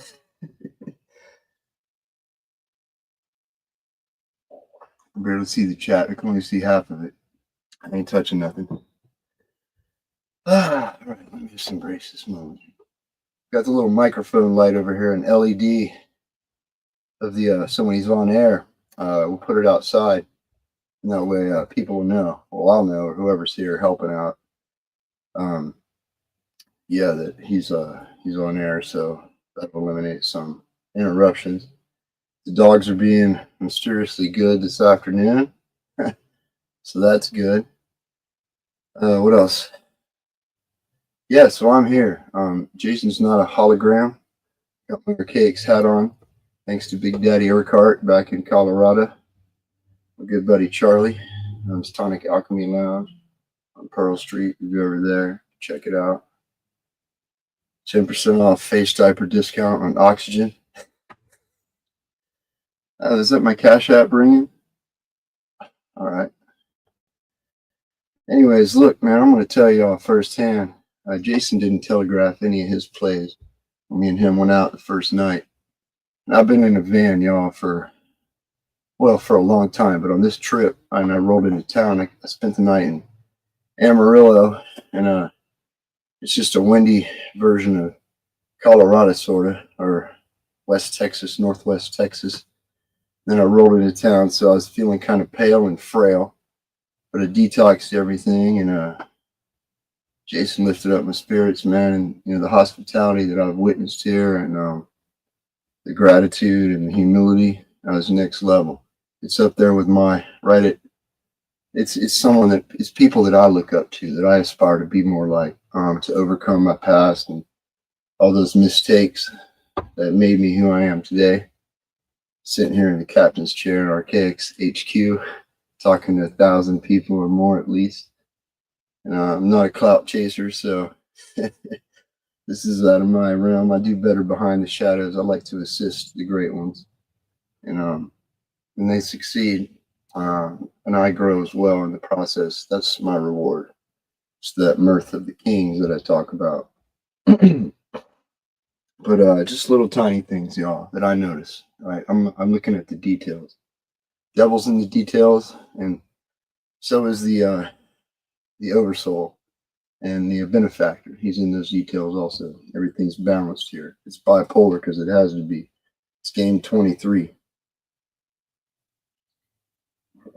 23 and 23 equals you and me. 5 plus 5 equals 10. You're on loop. Either way, the humility and hospitality I've been shown here. Look, I'm face diaper on these channels because I got mad at I'm not trying to be somebody famous. I just want to find the truth like most of us. I have a lot of stuff going on in my life as it is, and You know, like you and I, we're just here for the ride, and we got a great leader here. And, you know, I say lead follower, get the bleep out of the way. And I'm a leader myself, and I've done my charts. We're here talking about the Zodiac today, and I told Jason I use it. He knows I like it. And but I'm here in this time right now, so it's just a tool in the toolbox, just like each one of these books around me right now and behind me are another tool in our toolbox and in Jason's, and he's the master mechanic. He's the guy you bring your car to if you want to get it fixed, and your body is a car. We rented it. We're renting this vessel, right, to travel into Game 23 and cruise around, and you know, you put the good gasoline in it, and guess what? It runs good. So that's kind of what we're all doing here, and it's nice to have somebody else that when I can sit back in the couch over here and I can sit out in my van and help and let somebody else be at the helm that I can learn from. So that's the most important thing for myself here. And the reciprocation of the good vibes that I felt, it brings the best out of me and each of us when we're around those types of people. So I'm truly grateful from the bottom of my heart and pure humility and gratitude. I speak to y'all right now. I didn't write none of this down. I'm Emineming right now on stage. I'm freestyling. Probably watch it later and cry, or who knows what I'll do. Either way, y'all. Let's see what else I could talk about. If I could see the chat, I'd say hi to some people. See what I can see over here. I'm not touching anything. Remember, I don't want to be that guy. I've seen a lot of good people in here today. Thanks for showing up. It means a lot. We're not here to take away from anybody else. I believe in freedom, okay, for myself and for y'all, and I will never impede anyone else's decision to be a dummy or become more awake and more understanding or overstanding and loving and forgiving. Or there's the flip side to each of those is there's a darker side of that. And I allow myself to do that in the past. And like I said, I'm grateful for those bad decisions in a way. I have no choice. I could carry shame and guilt, and those bricks are heavy. And I'd spend all my time praying for a stronger back and not a lighter load, which is great. But at the same time, you know, if I can eliminate some of that weight, I'll become more efficient and lighter in my journey. So I'm able to absorb more. I clean up space. And Jason said that's one of the biggest things that helped me. What he said years ago is if you wanted a girlfriend, we'll take half your closet, clean your bedroom first of all, do some laundry, maybe learn how to cook a few meals, but clean half your closet out, make some space for that person. Make some space for a new friend by giving up something or going and doing something new that requires time and energy and discipline and commitment. And that'll blossom into a beautiful tree. And that's kind of what I've become. I started off as a seed. I grew into a tree and it got chopped down by my own doing. And nobody ever put a gun to Facediaper's head and told him to get high or hang out with these dummies or do this dummy stuff. And, you know, it was me. I'm the level 10 boss. Right? We judge ourselves, I think. We are going to judge ourselves at the end. And if we're lucky, we'll be at the right hand of whoever's in charge. But like I said, during some of my experiences through traumatic accidents, I had felt that I was detached from the meat suit in my avatar. And I felt like there is a little surfboard leash coming out of my belly button, the navel. And it was like a silver cord. And when I fall when I'm surfing, so I don't lose my board and have to swim for 5 miles and get eaten by a shark, I got what's called a surfboard leash. It keeps my leash. It's real springy and it pulls it back to me. And I always know it's there and I can grab it. And I can get my breath and I can start paddling and catching waves again. And I think I experienced that same, excuse me, I had quite a bit of coffee and Mexican colas and lemon water this morning. But when we detach from our meat suit through a traumatic accident, it's really not our time.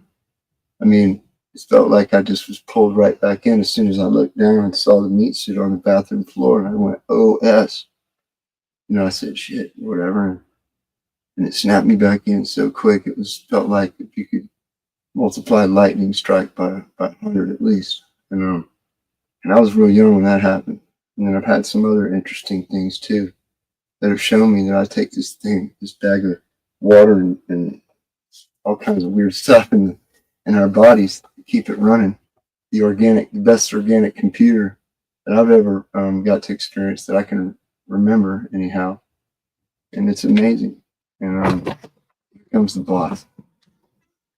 Having my coffee mug. All right, I'm done ranting. I went on a tangent, boss. It's all right.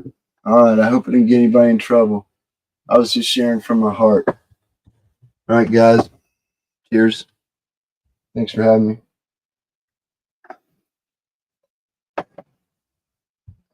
I can only imagine the comments that were probably deleted. Well, I'm glad you had the chat halfway hidden. Thank you for that, because it allowed me to speak a little more freely. But I probably missed a few hundred things and maybe talked about it. I'm gonna listen to it later. I'm pretty sure my mods probably deleted anything you said that was. No, I think I did pretty good, man. I looked like I was speaking to my buddies in the recovery groups. So I had my nice. Oh, you're on your best behavior. I had my face diaper suit on. All right. All right. I'll be outside in the mobile command center. Cool. Later. 10-4. Oh, hey. We got a present for you. Thank you. All right. If you need anything else, you know to ring the bell. Awesome. All right. All right, guys. I hope you were thoroughly entertained. I'm a little worried about what I'm going to go back and see. All right.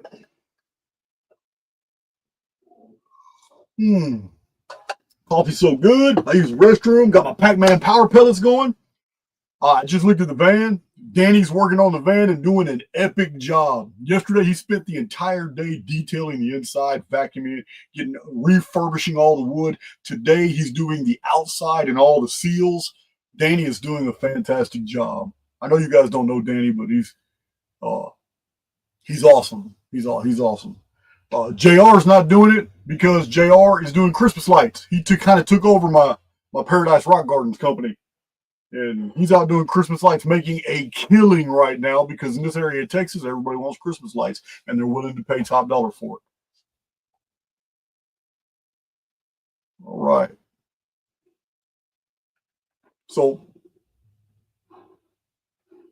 that was OG Facediaper. A lot of people, he's just passing through Texas and told me he was going to stop by, and I told him he could stay a while. He's got a nice setup. I'm a van guy, so when I saw his van and how he got it decked out on the inside, man, I was impressed. I like it. So he's living the life, destination to destination, going wherever he wants, staying in different places. Badass. So I'm going to tell you now that it is particularly. Let me turn this volume down. Yeah, I'm excited about my van. Danny's doing good. So it is very disturbing that the two leading experts on the occult and mysticism, not the two leading, but two of the leading experts in the fields of the mystical traditions, occult traditions, these would be Helena Blavatsky, Isis Unveiled and the Secret Doctrine, and Manly P. Hall. He's written so many books. But it's troubling that these two would actually put in their books, here is the Secret Doctrine. Right here. This is by Helena Blavatsky, 1800s. Here is an encyclopedic outline. Man, this book's big. Let's see if I can get that title close to you. An encyclopedic outline of Masonic, Hermetic, Kabbalistic, and Rosicrucian philosophy by Manly P. Hall. These two books right here, they say something that you're going to need to see. So I'm going to need to show it to you. Go ahead and share my screen real quick. Let me pull up these documents. Yeah, it's no good, no good, no good. All right.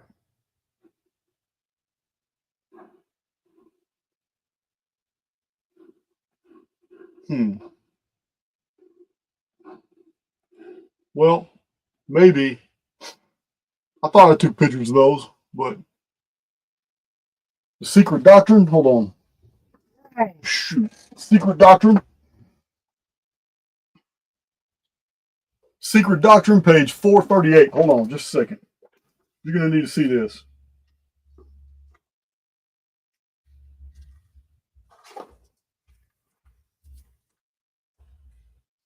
Coming from her, it's really condemning.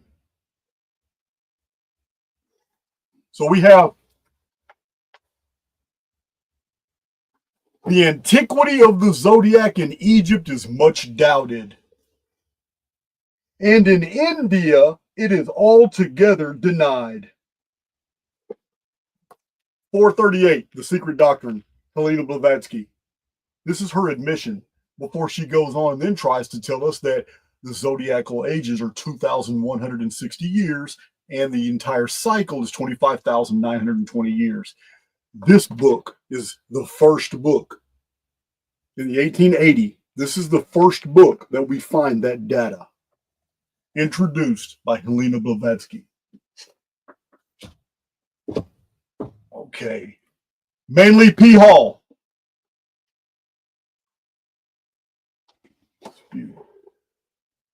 Page 61.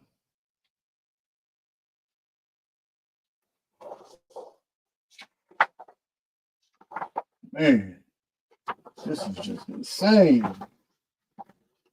Wish all you guys, I could hold all these pages up so y'all can see them. I'm going to hold some of them up.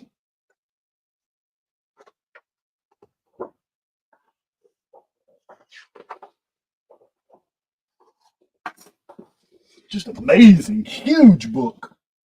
Huge book. But here it is, page 61. The very first sentence on the page. The very first sentence on the page as he describes the zodiac. The antiquity of the zodiac is much in dispute. Yeah. Neither one of those statements.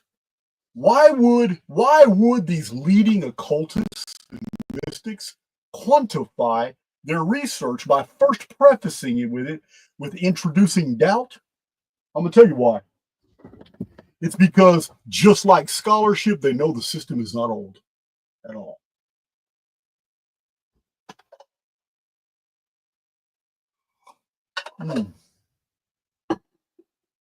It's just not old. I couldn't find it. I'm not sure. I'm sharing screen, but I just couldn't find it.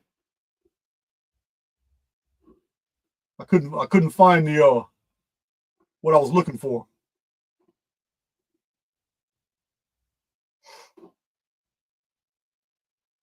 So we're going to get straight into the new Archaix data now. But before we do, I have one more book right here. Plotinus. Everybody should see. Everybody should know this about Plotinus. Doesn't look like it's focusing right. There it is, Plotinus.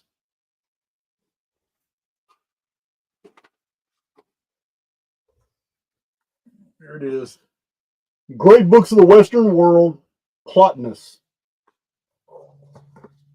So, Plotinus, circa 250, 260 AD, he wrote about the zodiac, and he spent a lot of energy writing about the stars and their influences.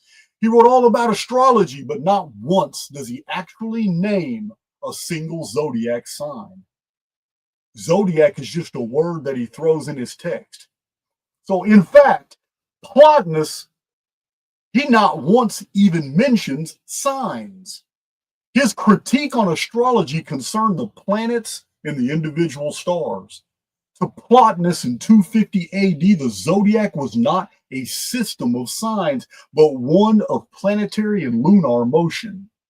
And we already know lunar zodiacs are ancient. In reading Plotinus, one would find no citations of the names of zodiac signs at all. This is the same time, this is within 60 years or 70 or 80 years after Ptolemy released his Tetrabiblos. This is within 60, 70 years after Matthew, Mark, Luke, and John suddenly appeared. So that's Plotinus. Those are 3 new findings. Let me show you a whole lot more.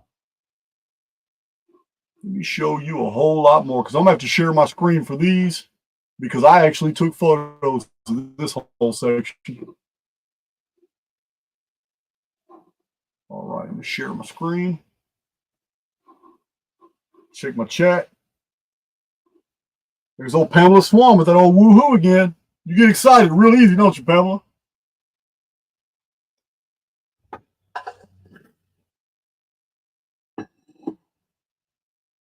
All right.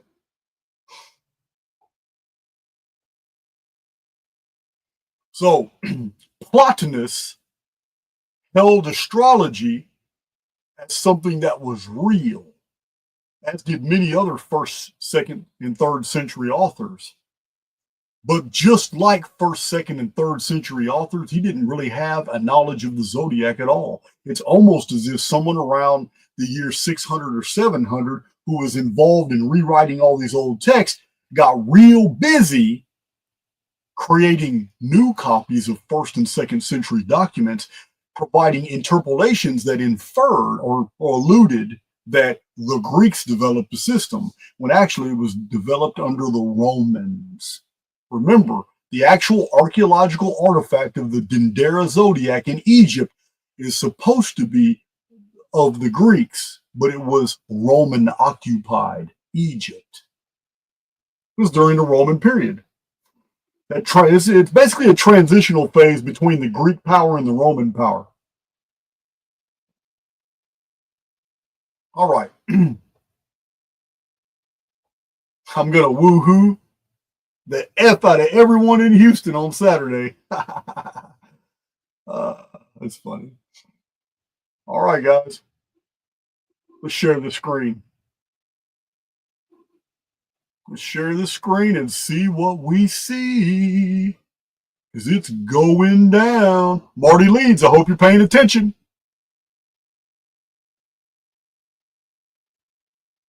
All right, I'm sharing my screen.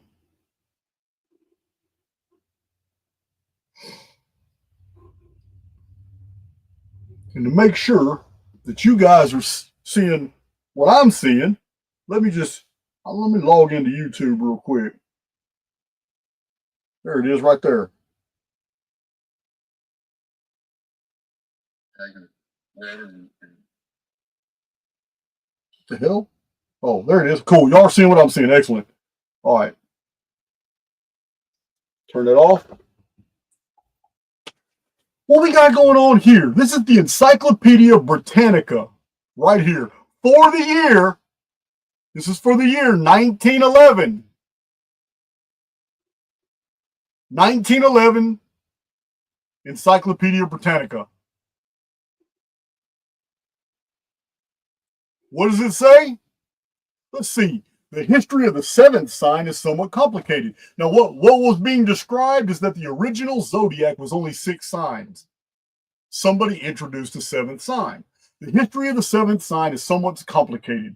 The earlier Greek writers, Eudoxus, Eratosthenes, Hipparchus, knew of only 11 zodiacal symbols, but made one do double duty, extending the scorpion across the 7th and 8th divisions.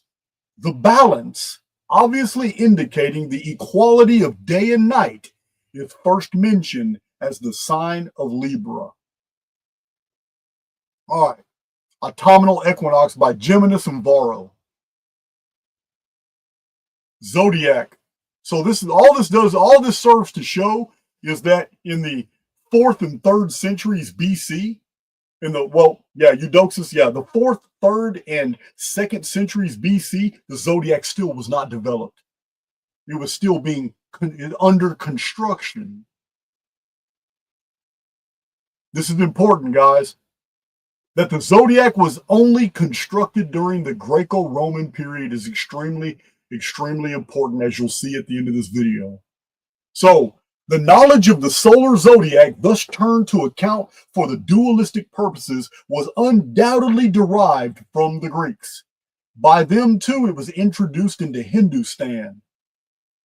Aryabhata, about the beginning of the Christian era, reckoned by the same signs as Hipparchus. They were transmitted from India by Buddhist missionaries to China, but remained in abeyance until the Jesuit reform of Chinese astronomy in the 17th century. What is being said here is that the Greeks developed the zodiac. The Greeks transferred it to India, Hindustan, to India. The Buddhists out of India took it to China. The Chinese had the concept, but it wasn't formalized until the 17th century under the Jesuits. Process that for a minute. Don't tell me about how ancient the zodiac is. Encyclopedia Britannica, 1911.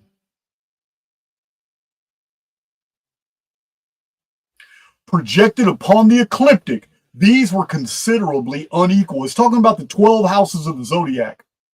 Projected upon the ecliptic, these were considerably unequal. And the sea accordingly differed essentially from the Chaldean and the Greek signs. Their use was chiefly astrological, and their highly figurative names. The great splendor, the immense void, the fire of the phoenix, had reference to no particular stars. The Chinese zodiac was so very different than the Greek one.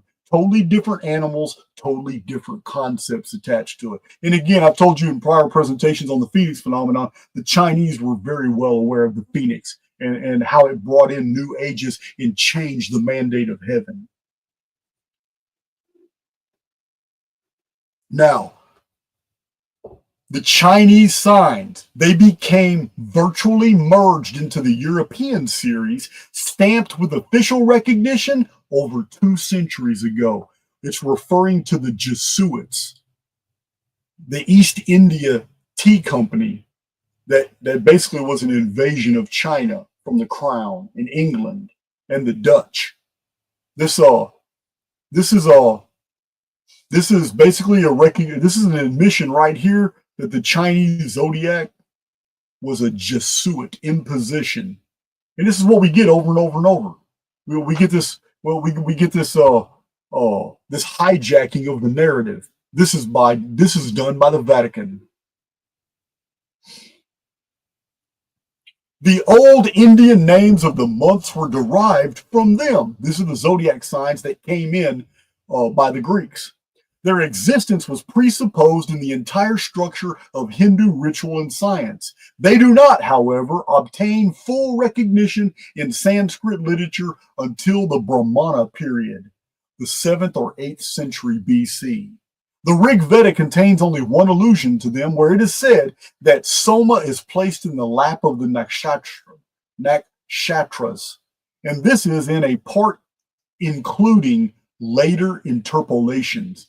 Here, scholarship is admitting that the concept of the zodiac did not appear at all in ancient India until after the 713 BC alteration of the sky.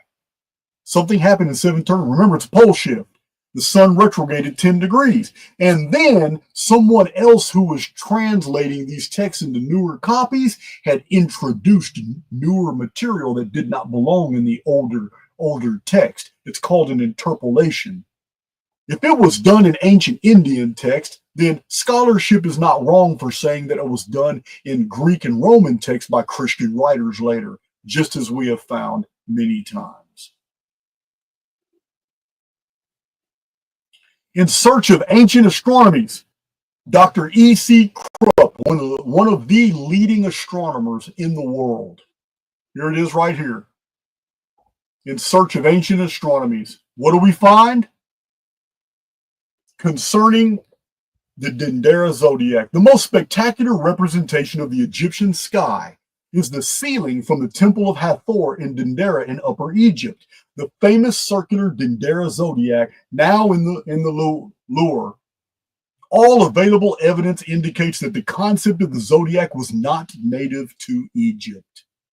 However, instead, it is believed that the zodiac was imported to Egypt from Mesopotamia at some late but unknown date.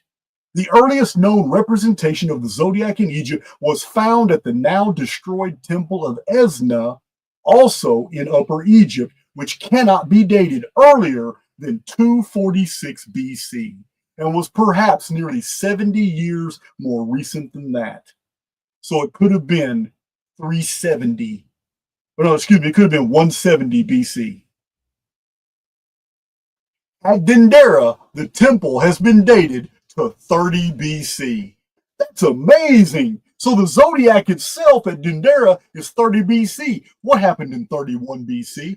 The Battle of Actium, the great sky dragon appeared over Egypt. The Olmec civilization is wiped out. It's the last date on an Olmec stele, 31 BC, equivalent in our calendar. What happened? A massive earthquake destroys Olympia, goes through all of Greece. It's felt as one of the worst earthquakes in the entire history of Jerusalem, 31 BC. What was that? 31 BC was on the 552-year Phoenix cycle. That's what it was. 1 year later, we have the introduction of a zodiac. And it's not a zodiac like the Greeks had. It's very different. But it was built by Romanized Greeks.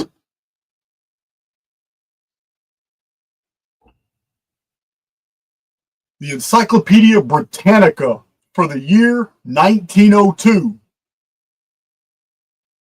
Encyclopedia Britannica, 1902. Also a Phoenix year on the 138-year timeline.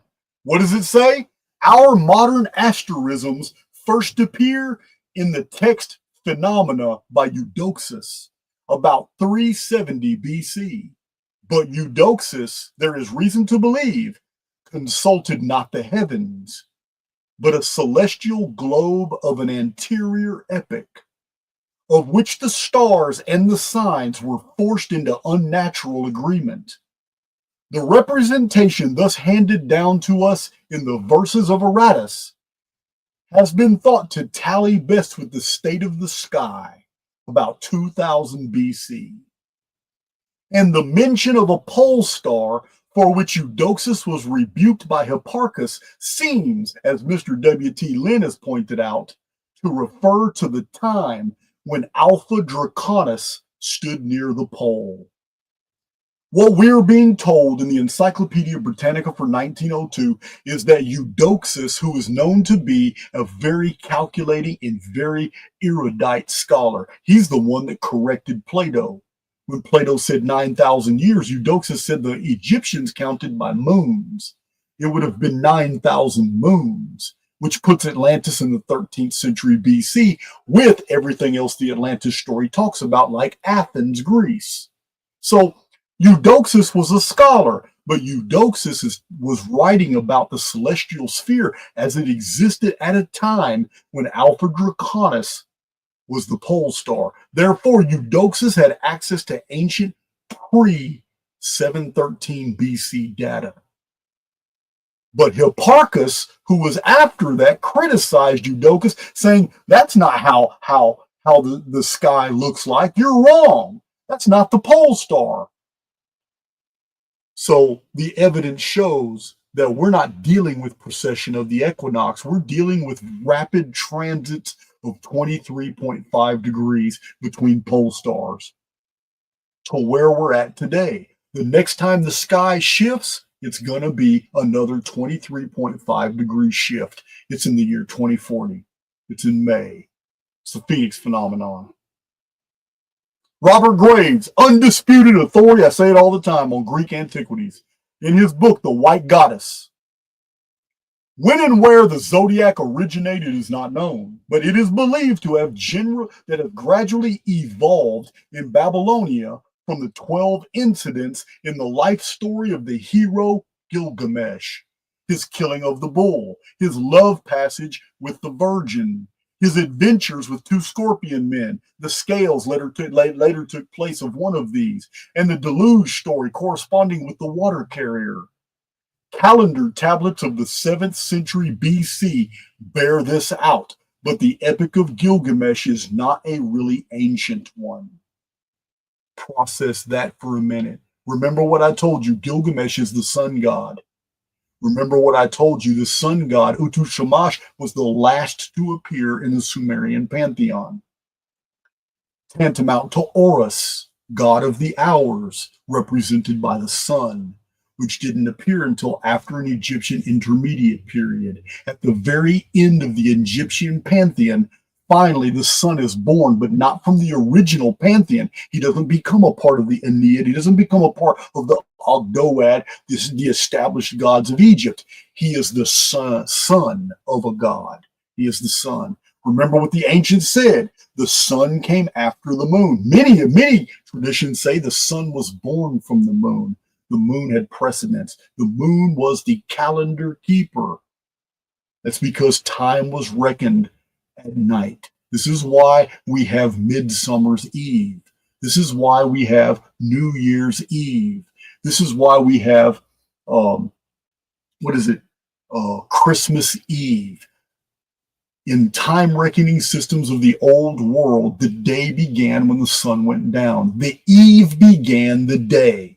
By the time the sun was seen, half the day was over. And it's called breakfast.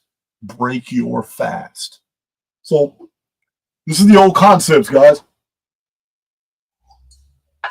Right here, we have the undisputed authority of Greek antiquities right here telling us that the Gilgamesh story is not adapted from the Zodiac. The Zodiac comes from the actions. The Zodiac signs come from the actions of the sun god Gilgamesh. I'm going to show it to you in a little while. This book here, The Dance of Time, The Origins of the Calendar. Well,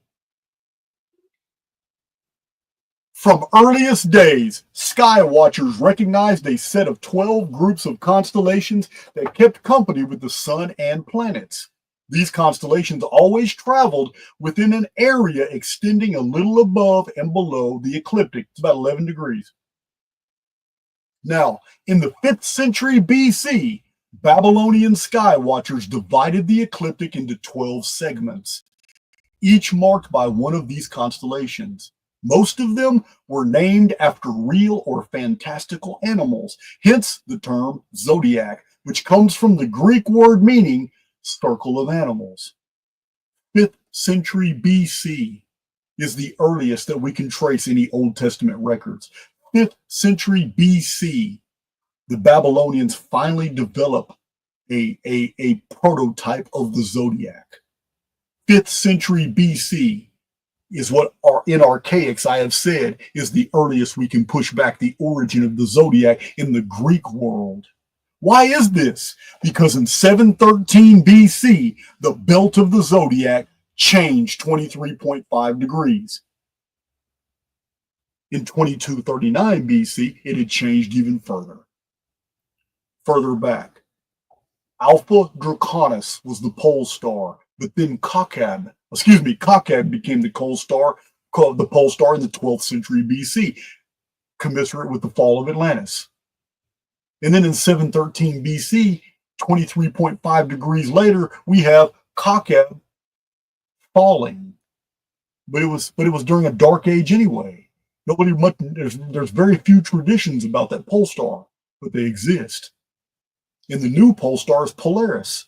And it's been Polaris for 2,700 years. What happened to precession of the equinox? Now, the calendars and constellations of the ancient world. Damn, Archaix library going off.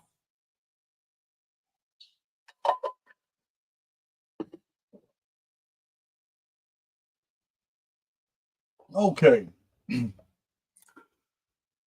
The 12-fold divisions of the zodiac appear to be unknown. Well, let me start. The consideration that in the most ancient Sanskrit work in existence, the purely Indian Rig Veda, containing no Grecian taint, the 12-fold divisions of the zodiac appear to be unknown.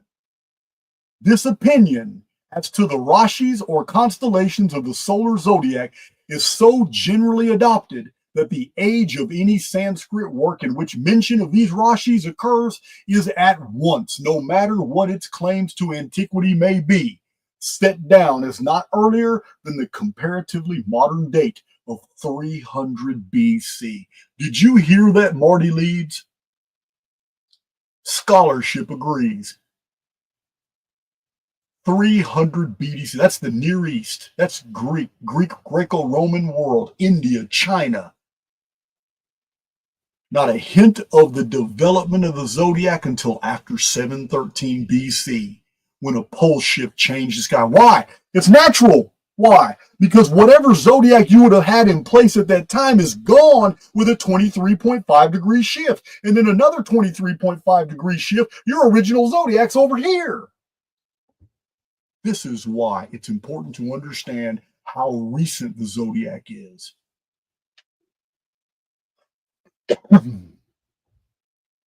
The Grecian introduction of the 12-fold zodiac into India about 300 BC, the date of 570 AD for the fixation of the initial point of the Indian zodiacs, and for the commencement of the history of Indian astronomy, 570 AD.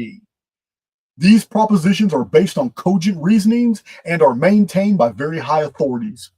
The opponents of the modern theory have brought and bring forward the following considerations. It's nothing. These are the ones that are refusing to admit that the Sanskrit texts were all written after 1300 BC, which I've already shown in a prior video. I just did a video. If you want to know what the rest of that is, I just did a video on the Vedic yugas, the yuga system, and how it shows the pre-flood ages. So, Anacalypsis. That's always, Jeffrey Higgins, I love him. I've got both of his books back here. They're huge. I can never pronounce this. Anacalypsis, I think. Amazing book on ancient calendrical systems and prophecy. 1836. The signs of the zodiac are not any of them remarkable for being connected with objects of an Indian nature. The 28 Hindu lunar mansions and the asterisms are almost all named after objects peculiarly Hindu. This is the lunar zodiac, which is ancient. This raises a strong presumption against the solar zodiac being of Hindu invention. If the solar zodiac had been of Hindu or African growth, the elephant and camel would have been found in those zodiacs. But it's not. How do you ignore the elephant if you had a legitimate zodiac, solar zodiac? How do you ignore the elephant? Now, Mr. Maurice has observed that the signs of the zodiac cannot be of Egyptian origin because they are not adapted to the order in which the seasons succeed each other in Egypt.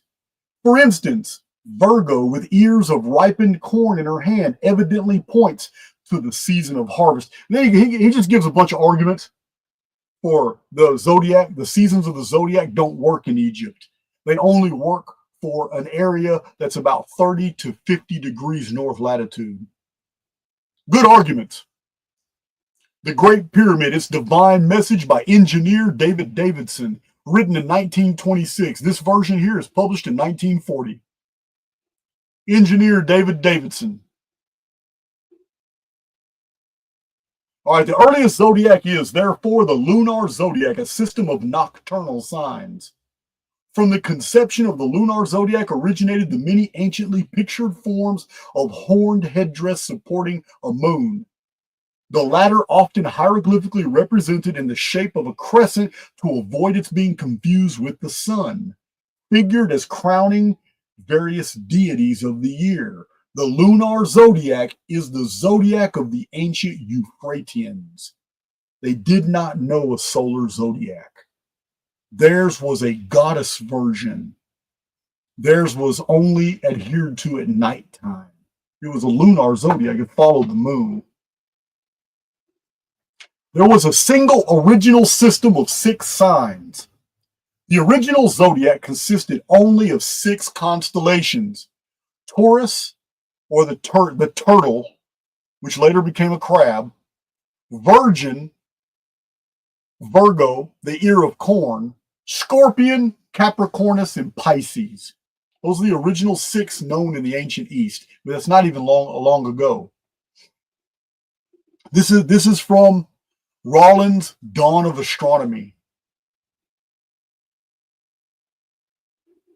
Sir Norman Lockyer again quotes Professor Sayce in Hibbert Lectures. According to the official religion of Chaldea, the sun god was the offspring of the moon god.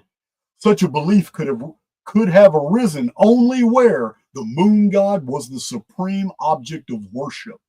To the Semite, the moon god was the lord and father of the gods. There it is. In the book Ancient History, The Ages Before History.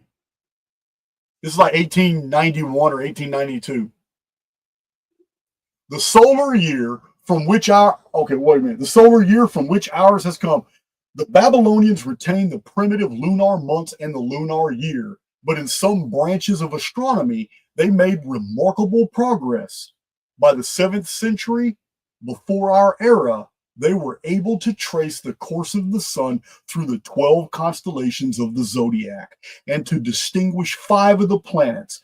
Guys, by the 7th century before our era, 713 BC, the sun retrograded 10 degrees. 713 BC. I've got this in many presentations. You guys already, all my Archaix veterans know that date.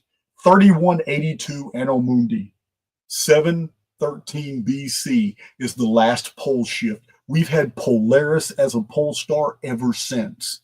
713 BC is the earliest that anybody can trace the solar zodiac to. Why? Because it took a couple centuries to formulate the sun, the new zodiac. Why? Because the belt of the original zodiac is gone. And that one only lasted 300 years. Then the belt before that, another 23.5 degree shift, gone. So now we've had this new zodiacal belt. The problem with this is what modern authors do with the new belt. Changes everything. So let me show you. Let's keep going.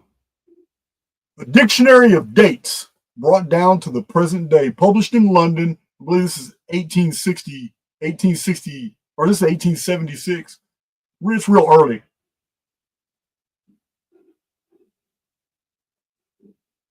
No. Oh, yeah, 1809. It's referring to 1809. Anyway, when you look up Zodiac in the dictionary of dates, Zodiac, signs of the 12 signs on an imaginary zone in the heavens suggested by the 12 full moons in the course of a year. 560 BC. Did you get that? There's a recognition here that even though it's a solar zodiac, it's still based off a lunar model. Something has been overlaid something else. 560 BC is a long time after 713 BC, but it's plenty of time to develop a whole new zodiacal belt. Because you just lost your earlier one in 713. Then you lost the one before that in 1135 BC.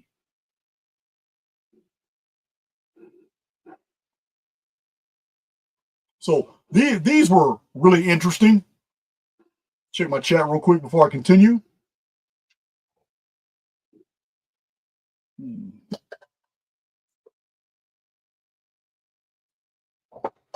The study of the zodiac absolutely corresponds with the reset timeline as promoted in Archaix. shown in hundreds of charts. Everything that we've learned about the Zodiac fits perfectly with all the cataclysmic resets.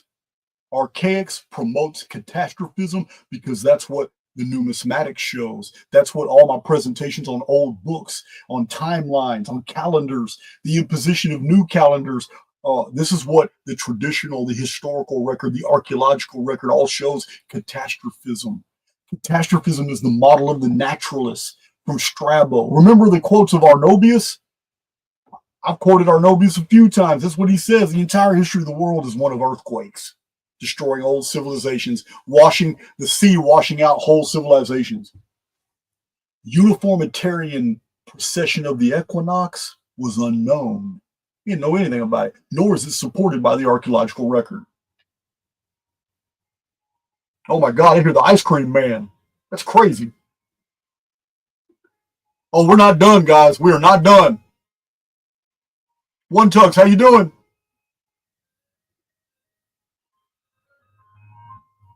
All right.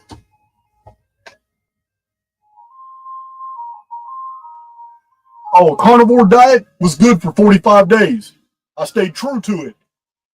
I'm still about 75% on the carnivore diet. Absolutely.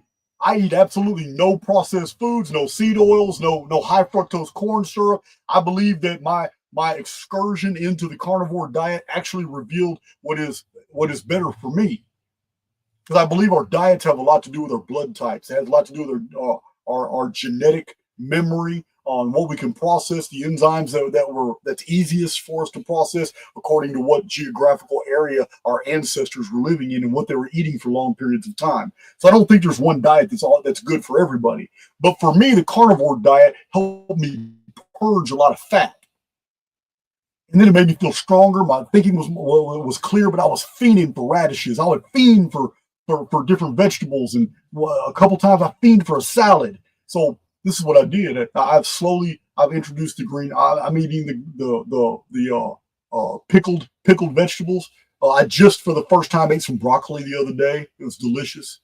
I've loved broccoli all my life, but I'm sticking with about 75% carnivore diet. But I'm now introducing some more vegetables back in. Not a lot, but enough to keep my body going. And I eat zero bread. I do not touch bread, processed foods, seed oils, and high fructose corn syrup. When I go to the truck stop that's near my place, about 3.5 miles away, I already know where to go. There's only 2 drinks in the entire truck stop I can drink. One is coffee, and the other one is I've gone through it. It's like the only drink there, other than water, that does not have high fructose corn syrup. It's crazy.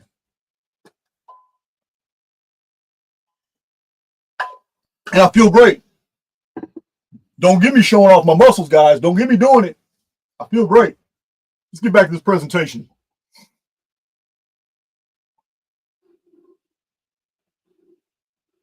Yeah, that was a lot to take in right there. I know it. I know that was a lot to take in.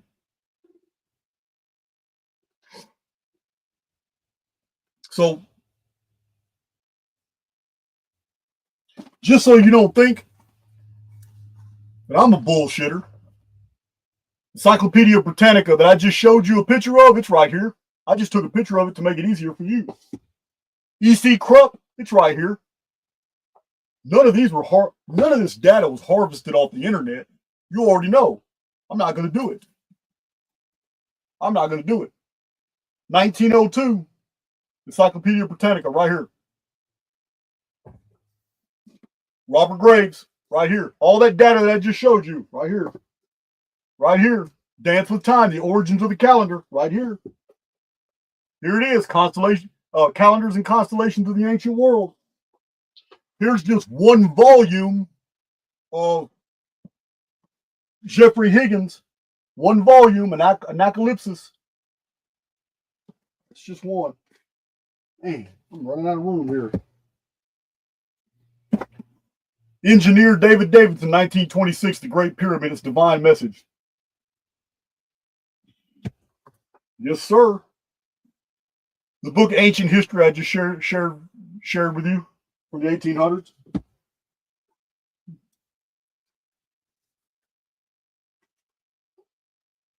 Dictionary of Dates I just shared with you. Oh yeah. We'll be getting to these in a minute. Yeah, you guys are in trouble. All right.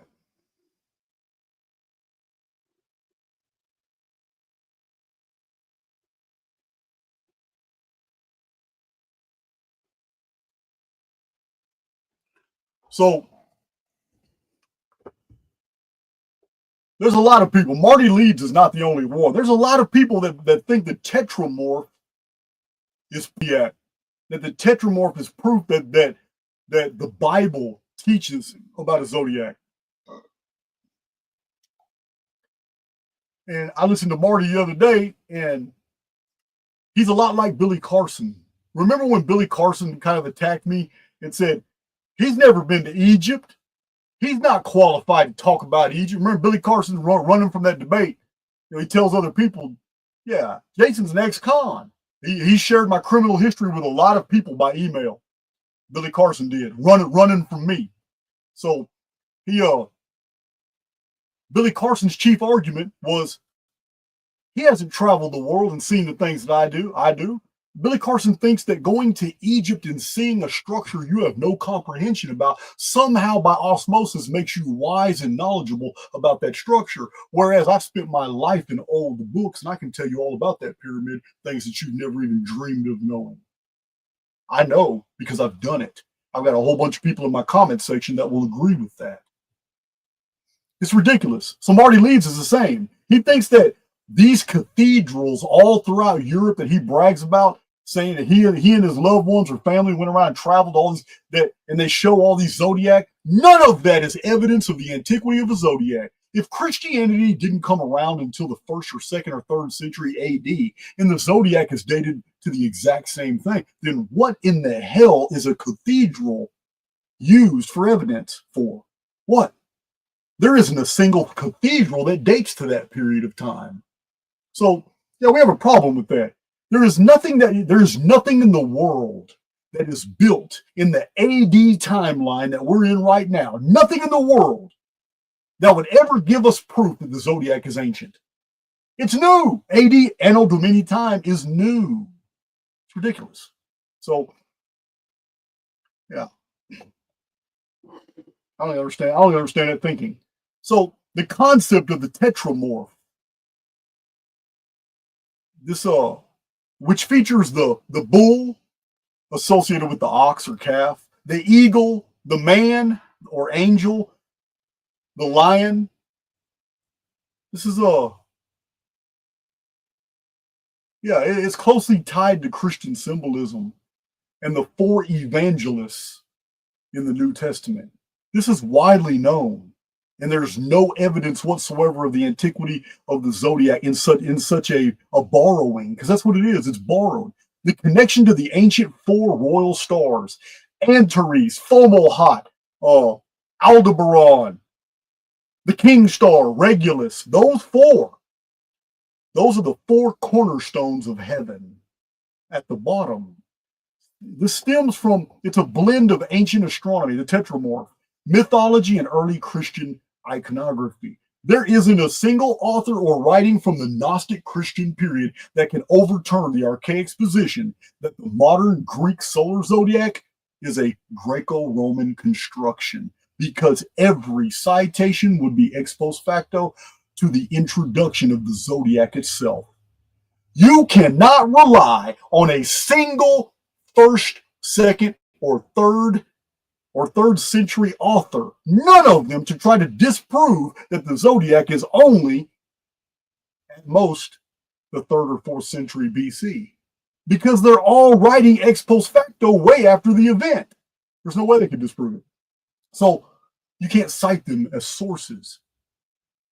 The royal stars in ancient astronomy, particularly in the Persian tradition, there were 4 royal stars that were associated with different cardinal directions. Antares, Scorpius, symbolized the west. Fomalhaut was Pisces in the south.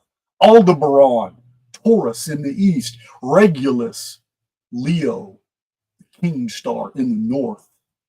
So the development of the Tetramorph, early Christian theologians borrowed from the Judean models of the Tetramorph found as the throne of God in like Ezekiel or Daniel, or in the Old Testament somewhere, the Tetramorph makes its first appearance. But those writings are only at the most 200 years before the New Testament. And they were written in Alexandria, Egypt, where the Zodiac was developed, where Matthew, Mark, Luke, and John were written as well. So the Tetramorph is not proof of the antiquity of the Zodiac. It's proof of the theft of the 4 royal stars and turning them into something else. The Tetramorph reflects the syncretism by combining these celestial associations of the 4 cornerstones of heaven with the 4 evangelists that came later. Matthew, the man, often depicted as a human figure, reflecting Christ's humanity. Mark, he was the lion, associated with courage, with majesty, the majesty of Christ. Luke was the bull. He was very bullish in his understanding. He wasn't like Peter at all. So typically seen as the symbol of sacrifice, he represents Christ's priestly role. And then there's John, the eagle. He's very different than the others, just like an eagle is very different than the other mammals that are depicted here. Man is a mammal, a lion is a mammal, a bull is a mammal, an eagle is an avian. John is very different. The Gospel of John is the Gnostic version of the Synoptic Gospels. It's very different than Matthew, Mark, and Luke. John is the eagle, symbolizing Christ's divine nature and the spiritual insights of the gospel. Remember, the original, I'm telling you all the time, Jesus was not a man who did miracles and was sacrificed and did on the cross. This concept is very old. Very old. The Tetramorph's development from the 4 royal stars illustrates an interplay between ancient astronomical symbolism and the emerging Christian faith. A new theology was being developed and had to borrow older elements to establish any veracity. The Zodiac came long after the Tetramorph concept and was merely the circling of the square of heaven. The 4 royal stars were stolen and put into the new Christian model, but they didn't keep their shape. They didn't keep their shape. The 4 royal stars had portions between them that were added to, called the Zodiac. This was the circling of the square of heaven, and it completely changed the throne of God, which was seen as 4 royal stars forming the base, and then a single star at the top, the pole star called the head of the corner, which formed the cosmic pyramid.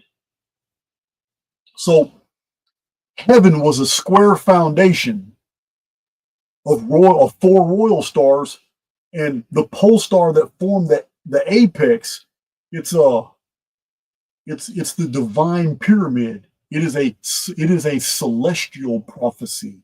The creation of the Zodiac was the filling in between of the royal stars that circled the square of heaven and hid the cosmic pyramid. My published books covered this 15 years ago.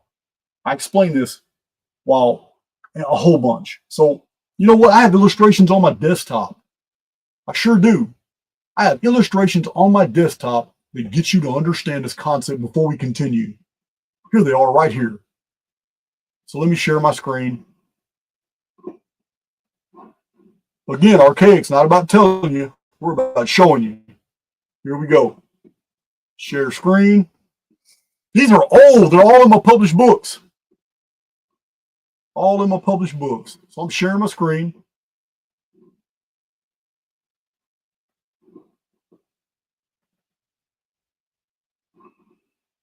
This is in I believe Lost Scriptures of Giza or Return of the Fallen Ones. I drew this 20 years ago. Cosmic Pyramid. Here's the Lion quadrant. Regulus is the royal star. Aldebaran in the Bull quadrant. Fomalhaut in the Man quadrant. Antares in the Eagle quadrant, which later became a Scorpio, which was originally the Phoenix quadrant. The Pole Star is the chief cornerstone on the cosmic pyramid. But the Zodiac doesn't belong here. This is an imposition. It is a new system overlaid over this ancient cosmic pyramid. This is the book of Revelation. Let me turn this over for you. I'm going to edit. Edit. I don't know why it was sideways like that, but I'm going to edit it real quick for you guys. I'm going to turn this over. There we go. Save that option. Save that option. So in the book of Revelation, where we have the Tetramorph, the Tetramorph is the four cornerstones of the throne of God. The Tetramorph surrounds the throne of God, and the voice that comes out to give the revelations of the seven seals comes out from the center of the Tetramorph. What's at the center of Tetramorph we find is that the Lamb of God that comes to save the world has 7 horns and 7 eyes. If you were to draw 7 horns and 7 eyes geometrically, you get the Great Pyramid. This is the angle. There is the eye motive right there. 7 horns and 7 eyes is the heptagram. In geometry, it is the unproducible geometrical a pentagon, a hexagon, an octagon. They can all be reduplicated by simply creating more triangles or squares and changing their arrangements. You cannot do that with the heptagram. The number 7 in geometry stands alone, and it produces the 52-degree angle. There's your pyramid. There's the pole star.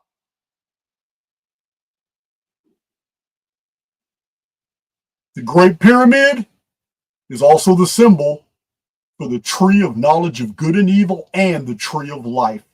It all depends on if you're observing it or if you are participating in it. Which one are you going to be? The Great Pyramid is 2 things at the exact same time.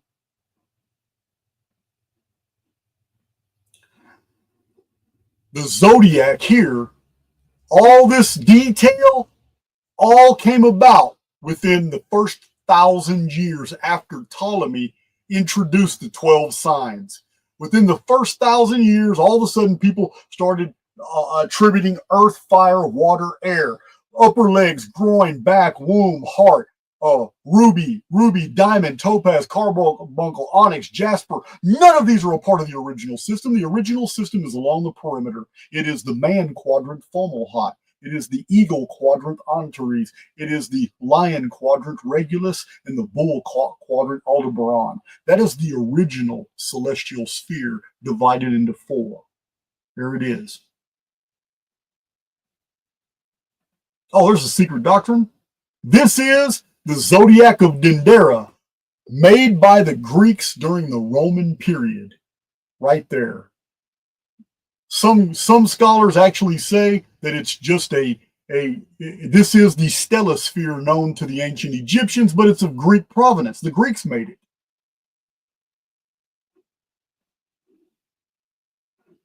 All right. There it is again. Remember the Great Pyramid, here in geometry, if you take a pentagram, this is made up of 10 108-degree angles. 10 times 108 is 1080. Spell text 1080. In ancient Egypt, you guys know I've showed the actual spell text. The number 1080 of the spell text is all about a building coming down from God to land in the desert. It's describing the Great Pyramid. You guys know in Chronicon and in my published writings, I show that the year 1080 Anno Mundi is 2815 BC. which was 90 years after 2905 BC when the Great Pyramid began construction. 90 years is exactly 1080 months. It was finished in 2815, 1080 Annus Mundi. The Great Pyramid geometry identifies the year of its construction. When you take the 5 points of the pentagram and turn them into a three-dimensional figure, look what you get. What is that? That three-dimensional figure looks like a pyramid to me. When you take a 5x8 triangle, a 5x8 rectangle, 5 times 8 being 40, the number of 40 being the number of a generation. Here's a 5x8 triangle. Rectangle. It produces a triangle of 52 degrees. Stonehenge, the portal that identifies, here's the portal that identifies the pyramid geometry.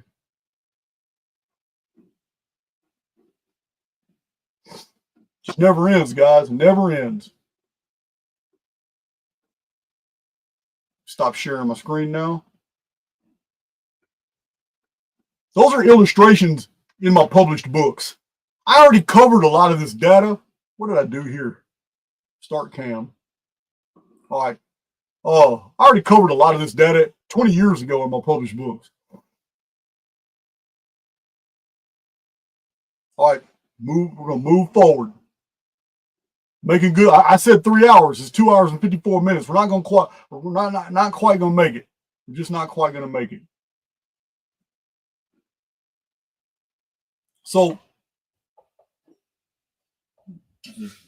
thanks for more of this.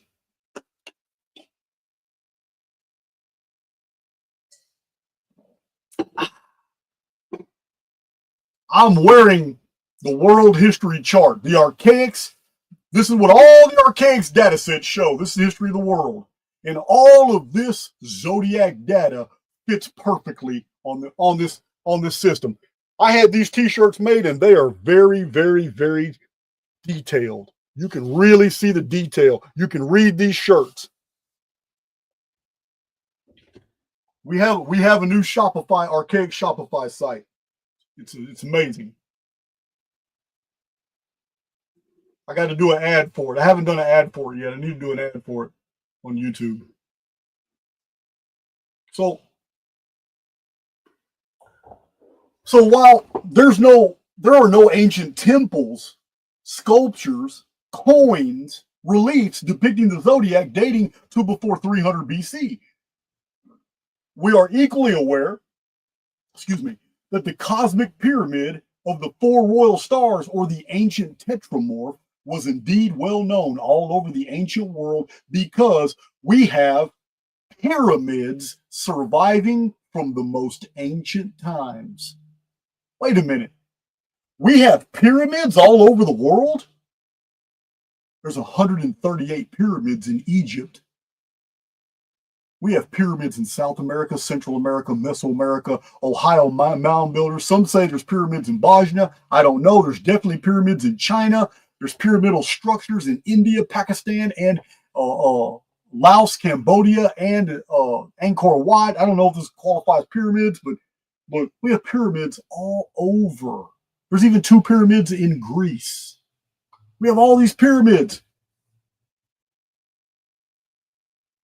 So why don't we have zodiacs? Where are they at?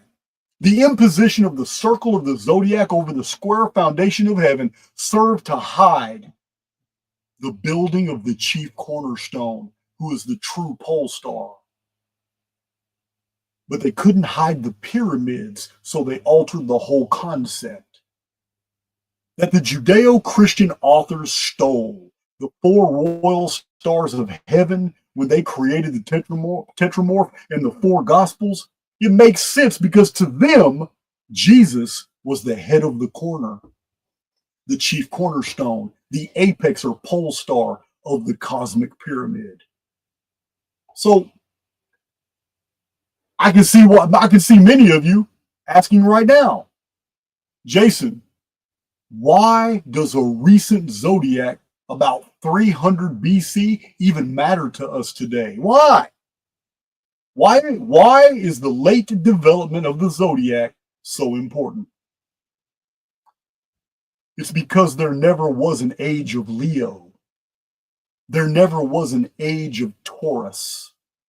No zodiacal ages or processional ages. These are not mentioned in any ancient sources.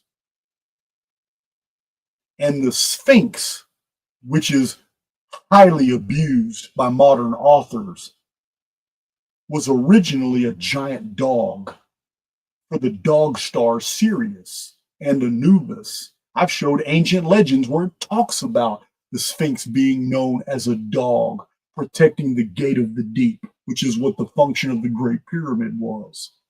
The Sphinx was never a lion. That's why they had to change the paws. The paws are not made of the natural limestone that the rest of the statue is made of. They're made of bricks. The head of the Sphinx is completely gone. I've showed in my Sphinx video that the entire head of the Sphinx is vastly disproportionate from the rest of the Sphinx. The head of the Sphinx is actually the neck recarved, and that's why it's so tiny. But this is also why Hollywood always takes pictures that distort the head to make it look bigger, so it's commensurate with the rest of the body, and it's not. So I showed drone footage of the actual head of the Sphinx over. It's a pin. It's a pin compared to this giant body. Yeah, the deception is real. It was never a lion's body. It's a canine. It was never a lion in ancient times. It was a dog.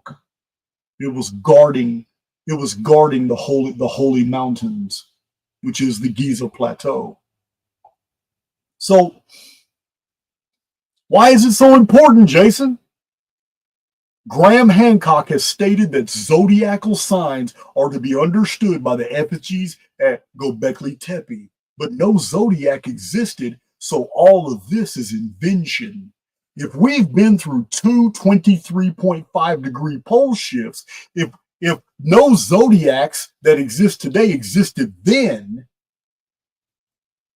how is Göbekli Tepe to be dated by ages of a zodiac when those ages are not known to the ancients? They would have never dated those things that way. It's all done ex post facto. It's creative license. Göbekli Tepe isn't even that old. I've got 3 videos on it showing it's just the same as 26th, 25th, 24th century BC architecture. It's sensationalized because it promotes tourism. No ancient, listen guys, this is important. Process this. No ancient Anatolian zodiac. Why not? If the zodiac was known at Göbekli Tepe, then how come Anatolia later produced no zodiac? How did the Hittites not have a zodiac? How did the Frisians not have a zodiac? How did the Trojans, the people of Ilium, not have a zodiac? How did the Empire of Lydia not have a zodiac? They're all geographically right there where Göbekli Tepe was found. How did all the civilizations after Göbekli Tepe not have a zodiac? When Graham Hancock's telling you Göbekli Tepe, that scorpion right there, that there is Scorpio. This is 8,500 years BC right here. Oh my God. Not one civilization located there after Göbekli Tepe had a zodiac? My issue with Graham Hancock is not the fact of ancient advanced civilizations. That's not my issue. He and I agree about that.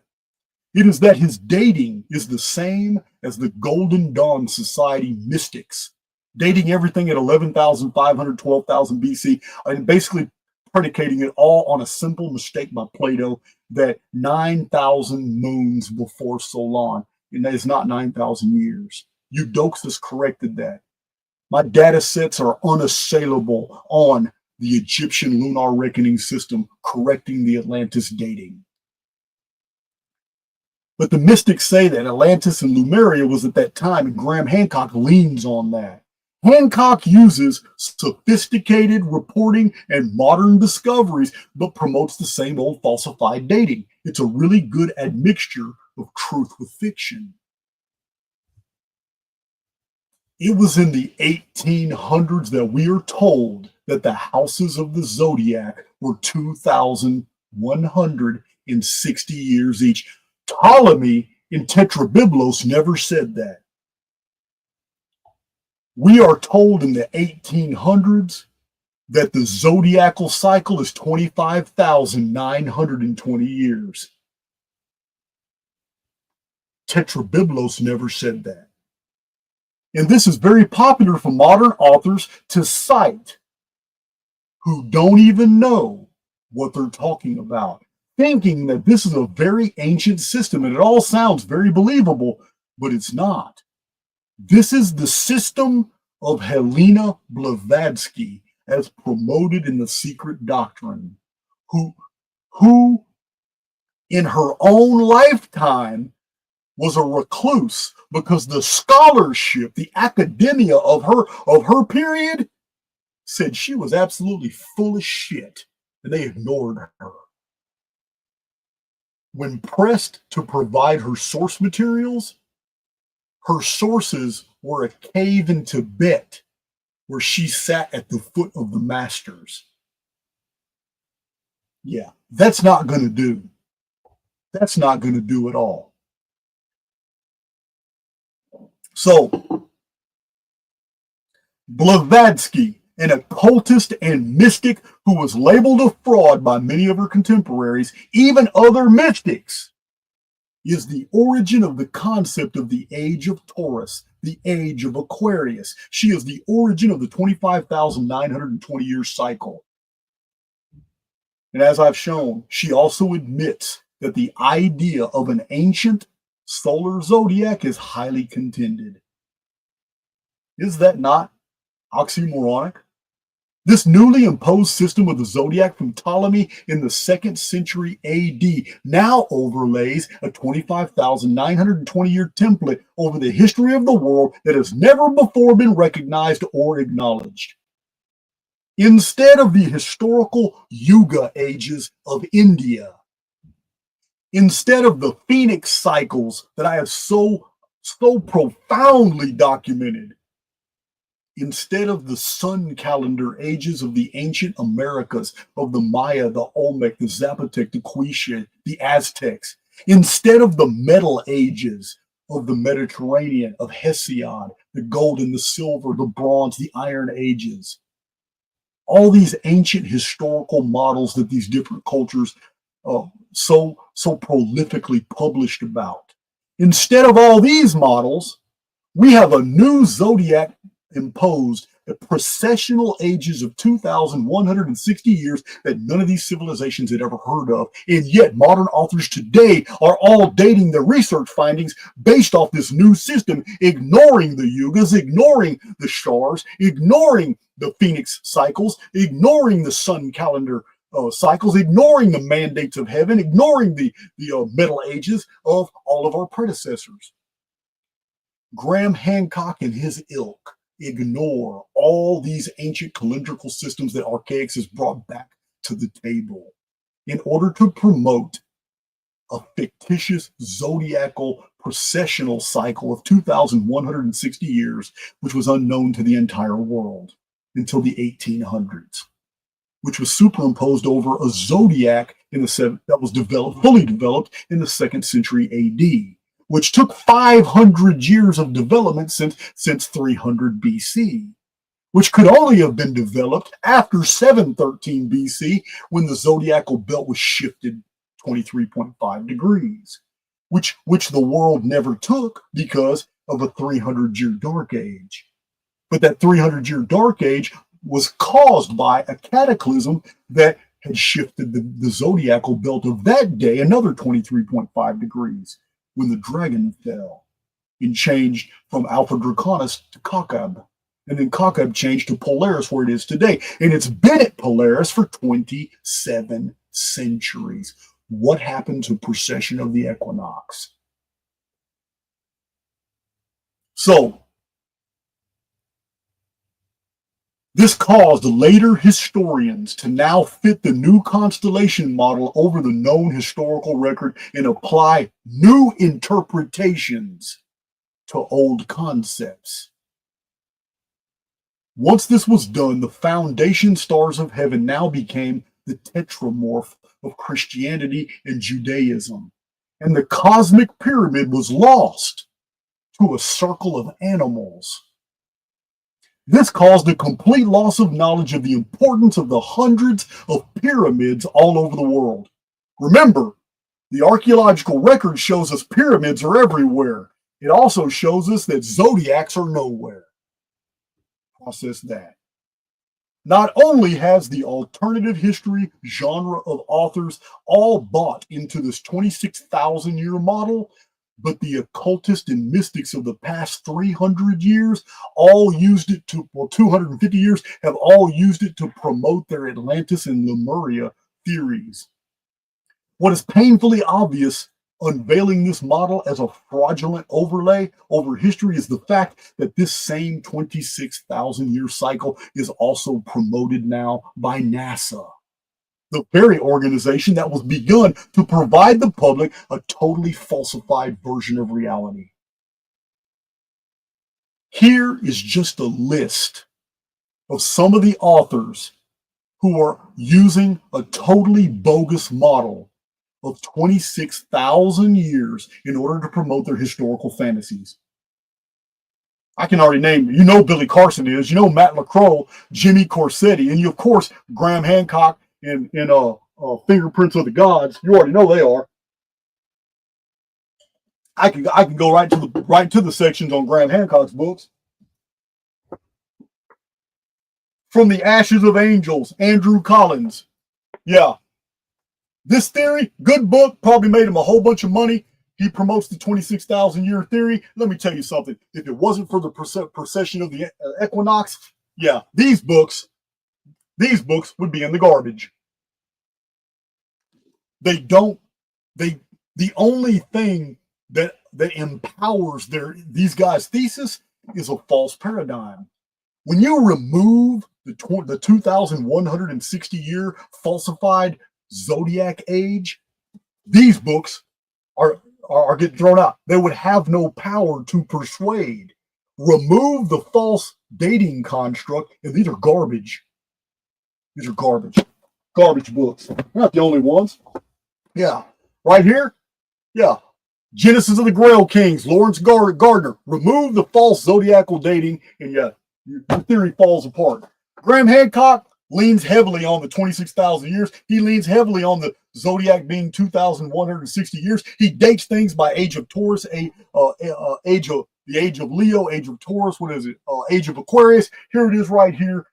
Remove all that, and all his little dating falls apart. This becomes creative nonfiction. Atlantis Blueprint, right here. Colin Wilson again and Rand Flemeth. Remove the zodiacal dating, and all their theories about the high antiquity of civilization, all their little pet theories fall apart. Great Pyramid Decoded, right here. I've read a lot of pyramid books. This one right here relies on that zodiac being 2,160 years. No good. No good. Secrets of Ancient America. Carl Lehrberger, right here, relies on the 26,000-year theory. Same thing promoted. You've heard it 1,000 times by Ben Davidson. Ben Davidson, Suspicious Observers. You heard that. Good guy. I've had him on my channel. We just disagree. His data, most of it, about 100% of it, comes from NASA. I already know that NASA is one of the greatest intelligence apparatuses ever created. It was specifically designed after the U.S. military realized in the 1940s and 1950s, after a series of massive experiments, they realized the perimeters of our world. They knew exactly what altitude they can go before FUBAR. They knew exactly how far out in the perimeter they could go before they could go no further. They figured everything out. By 1957, everything was known about the perimeters of our world, so NASA started building down. And they got congressional funding for it. This is why all those gigantic thermite drill tractors that are huge, shaped like a cylinder that melt through bedrock and create tunnels. That's why when you look at the fuselage, every single one of them say U.S. Air Force. just like Space Force. They're not doing anything in space. It's the net space. They're controlling the narrative through the internet and through global media. Or, excuse me, I don't want to trigger anybody, worldwide media. That's what Space Force is. It has nothing to do with anything above the atmosphere. So, here it is. Robert Bauval in the Orion Mystery. John Anthony West in Serpent in the Sky. Rand Flemmath, When the Sky Fell. David Roll, A Test of Time. Colin Wilson, From Atlantis to the Sphinx. I just showed you that one. Christopher Knight, The Hiram Key. Robert Lomas. He's written books with Robert Lomas too. But Robert Lomas wrote The Secret Science of Masonic Initiation. Yeah, what is this? Nicholas Campion of the Sophia Center in the Book of the World Horoscopes. Alan Meese in Horoscope for the New Millennium. Randall Carlson, a geologist turned alternative historian. All of these guys, what they promote is the 26,000 year cycle. They use the artificially created mystic origin of a 25,920 year cycle to promote it. NASA adopted the occult version of history. The occult version of history is a fabrication overlaid a arbitrary zodiacal system, which is nothing but filling in the blanks around the four ancient royal stars of heaven, which form the cosmic pyramid for which the pole star or the head of the corner sat. The chief cornerstone. Let me check my chat before I continue.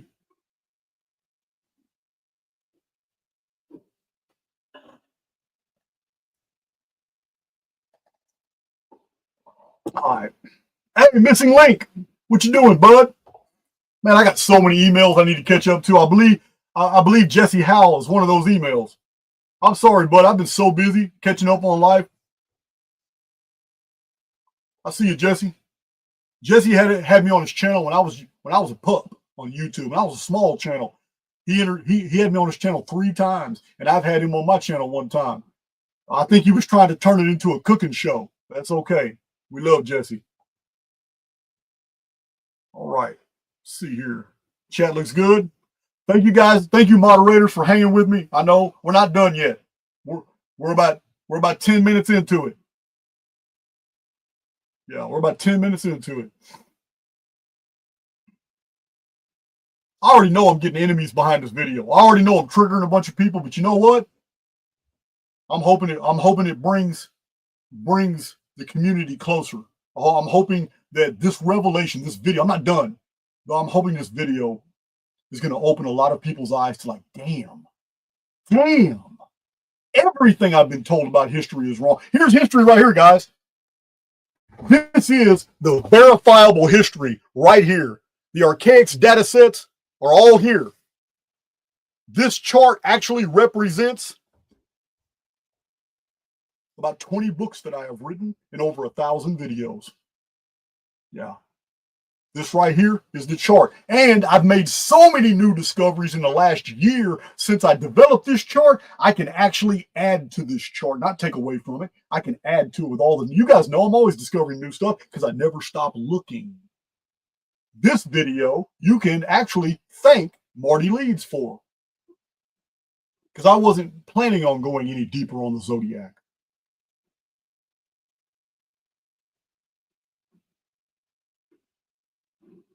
All right, so I checked my chat. Thank you, mods, for hanging out. I know it's a long one. So I got triggered by a comment I saw the other day on one of my Zodiac posts.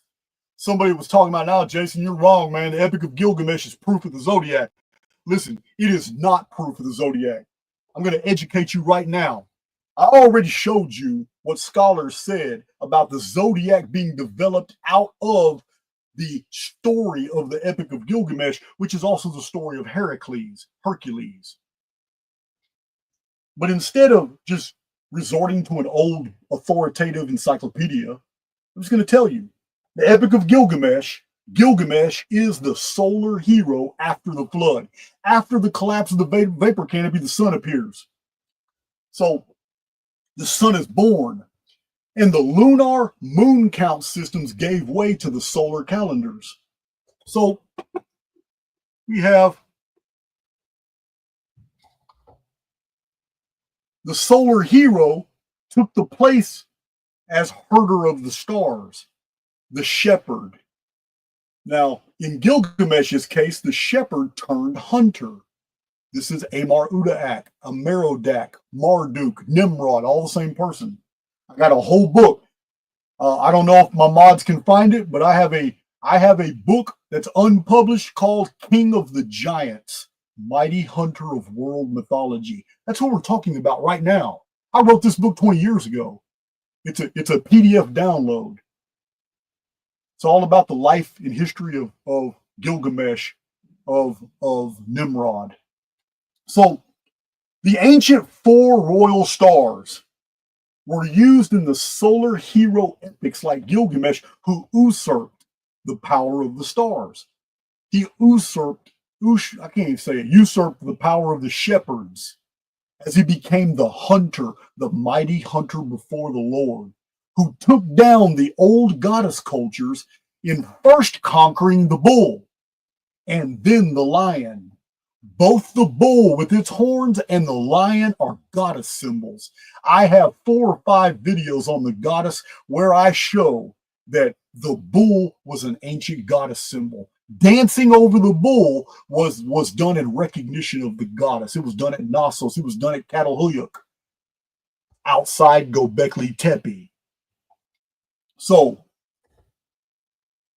this is why you see all those statues of the goddess between 2 lions, or the goddess and the bull. The bull's horns were symbolic of the moon's horns. This is why the bull was a lunar symbol. Now, the goddess was always protected by 2 lions. In ancient America, it was the goddess protected between 2 pumas. It's the same thing. As time progressed, the mythos advanced, and the Gilgamesh story, later Hercules, it adopted new star patterns to describe the sun god's conquering of the 4 royal stars, or foundation of heaven. This hunter was a mighty archer. You know where that came from? He had a twin named Kaidu, origin of Sagittarius and Gemini. Now, his new solar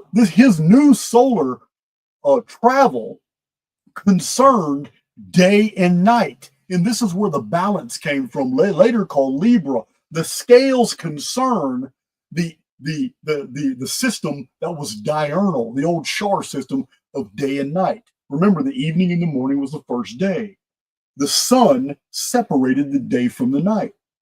So instead of the old stellar reckoning and moon count systems that were only observed at night, the solar hero wore a goat skin. It's famous. It's in all Greek mythology. The goat skin was worn by Zeus. It's called the Aegis. It gave him protection on his journey. It was given to him at a very young age. Aries is the goat skin. It is the goat. It is the first of the zodiacal houses. It is the beginning of Gilgamesh's journey. Gilgamesh fell in love with the goddess. That's a Virgo, and he had to bypass guardians. These are scorpions, to get his reward. What was his reward? Gilgamesh was a man of the world. Therefore, he reaped only what the world could convey to him. He got the cornucopia, all the good things of the world. The cornucopia is the reward of the man of the world who chases the things of the world. The end of the zodiac is also the beginning, represented by 2 signs. Archaix veterans, get ready for this. The 2 signs are Aquarius and Pisces, both representing floods. The entire epic of Gilgamesh, the appearance of the sun and his journey, occurred between 2 floods. The great flood of Noah in 2239 BC, caused by Typhon, the phoenix, and the Ogygian deluge in 1687 BC, caused by the return of the phoenix. The entire solar mythos originating between these 2 events. after the collapse of the vapor canopy. Many like to claim that Greek mythology was modeled after the Zodiac, but there's no hint of a Zodiac in these stories. Instead, the Zodiac was modeled after the old sun-worshipping cult that gave rise to the symbols that later found their way in the Zodiac. And Ptolemy was the first to provide us a Zodiac canon. He named the individual signs. Nothing old here.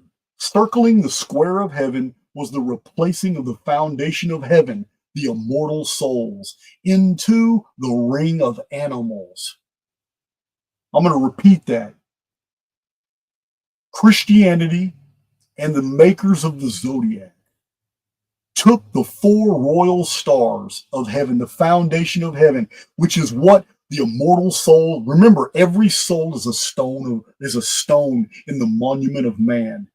When the number of the souls is complete and the building is complete, then the chief cornerstone can descend on the monument of man, and the Exodus will be complete. This is the message of the pyramid. This powerful message of Exodus from this world to where we're supposed to be is why all these civilizations left us a bunch of pyramids everywhere and not a single Zodiac. That's why. So, the cult of the crucified God replaced the heavenly message in the stars from immortal souls into a ring of animals. The cult of the crucified God replaced the heavenly message in the stars from immortal souls of the building of heaven who seek to make their exodus by escaping to the pole star, who is both the head of the corner. He is the gate, the way, the truth, and the light. He is the stone the builders rejected. He is the chief cornerstone.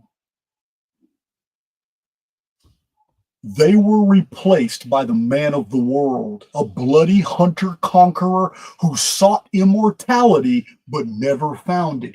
Gilgamesh sought out Napishtim, the far away, and learned about the pre-flood world before he appeared. He learned about everything, and in the end, Gilgamesh never found what he was looking for. He received the rewards of the world, not the rewards of the immortal. Immortality was denied Gilgamesh. This is the story of Gilgamesh. So, check my chat before I continue. Now, my summary. 3 hours and 25 minutes into it, we're going to get into my summary, which is going to have new material.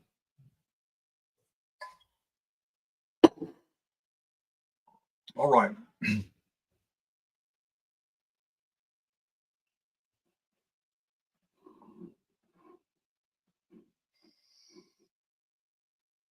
So, I don't know.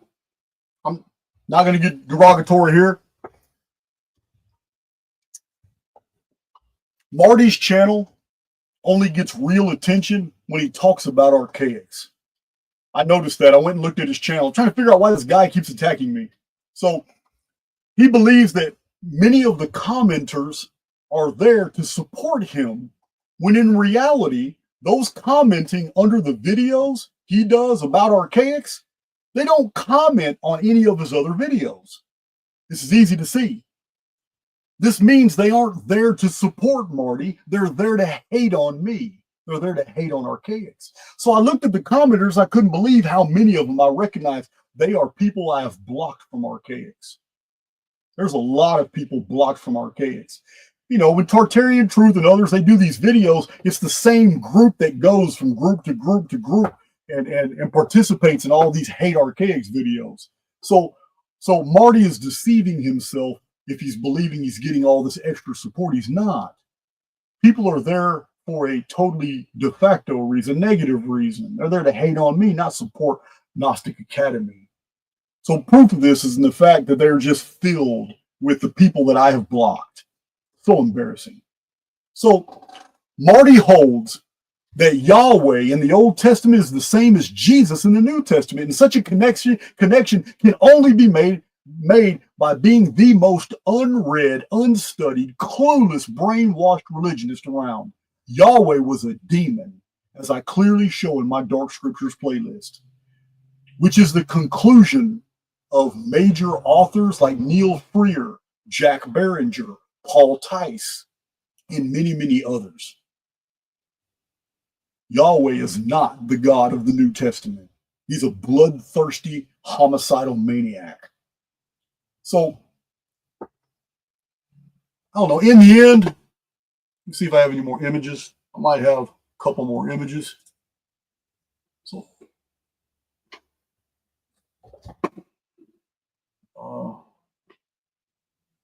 in the end, guys, really, because of his behavior over the past year, his religious programming, and total inadequate knowledge on these subjects, Marty Leeds of Gnostic Academy is he's just irrelevant. It's why I didn't really spend any time on him, and I focused on the Zodiac here. So I call out for debate those who consider themselves giants in their field. You guys know I have consistently called out Graham Hancock publicly on my channel and in social media, and I know people that are in his inner circle that have discussed this with him, and I have the emails to prove it. Billy Carson, Matt LaCroix, Jimmy Corsetti, they're not the only ones, and the entire Ancient Aliens community. Yeah, they're not the only ones, but they consider themselves to be experts in their field. Yeah. These men are considered to be experts, and that's what makes them a worthy opponent, because many people in the public think they're experts too. Marty Leeds of Gnostic Academy is no expert, has not conducted himself professionally, has no real knowledge to bring to the table, doesn't even know the Archaix data, and all my Archaix veterans that have visited his channel have come back and told me this. Yeah, man, he doesn't even know your data, man. Doesn't even understand your content. It's like he's processing information through totally different filters, and they are different. They're very different. He barely has a following, has no professional accomplishments in his field. There is no mutual respect between giants and pygmies. So I'm not going to dignify him with any more time. I hope you guys appreciated my presentation, and I want to personally thank, Wit, OG Facediaper, because he made it possible. I was going to do it anyway, even without him, but he made it possible to do it this fast because we had to go through thousands of texts and look in the indexes and cross-reference with the tables of contents on thousands of books, and it took a lot because these totes are heavy. Yeah. You guys know I got books on this whole back wall's books. I've showed pictures of it. You've seen it on camera and behind me, just all the way to the floor. I got them all out here. But I got a whole bunch of them somewhere else as well. And he helped me do that. And I'll be great. I'm grateful for that. He made this presentation possible faster, or it would have taken me a lot longer to do this, because it was a tremendous amount of pages of material that we had to go through to get this done. But now that it's done, I'm going to move on.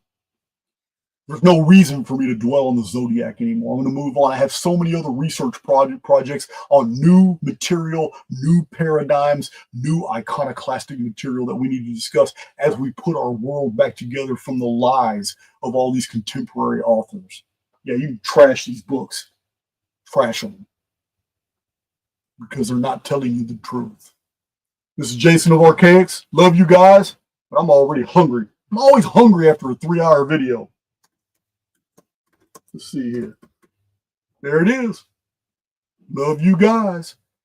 If those of you don't know, Archaix.com has been getting revamped. There's a lot of new stuff, new ways to get to easier ways to get to the information. I hope you guys check it out. Archaix.com. And real soon, we'll be sharing the Shopify website. Real soon.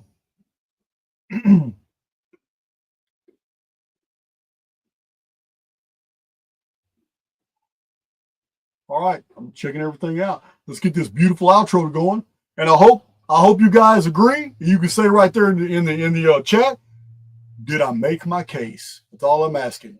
You can say no if you don't think so. But did I make my case? Oh, I don't want to share screen. I want to present.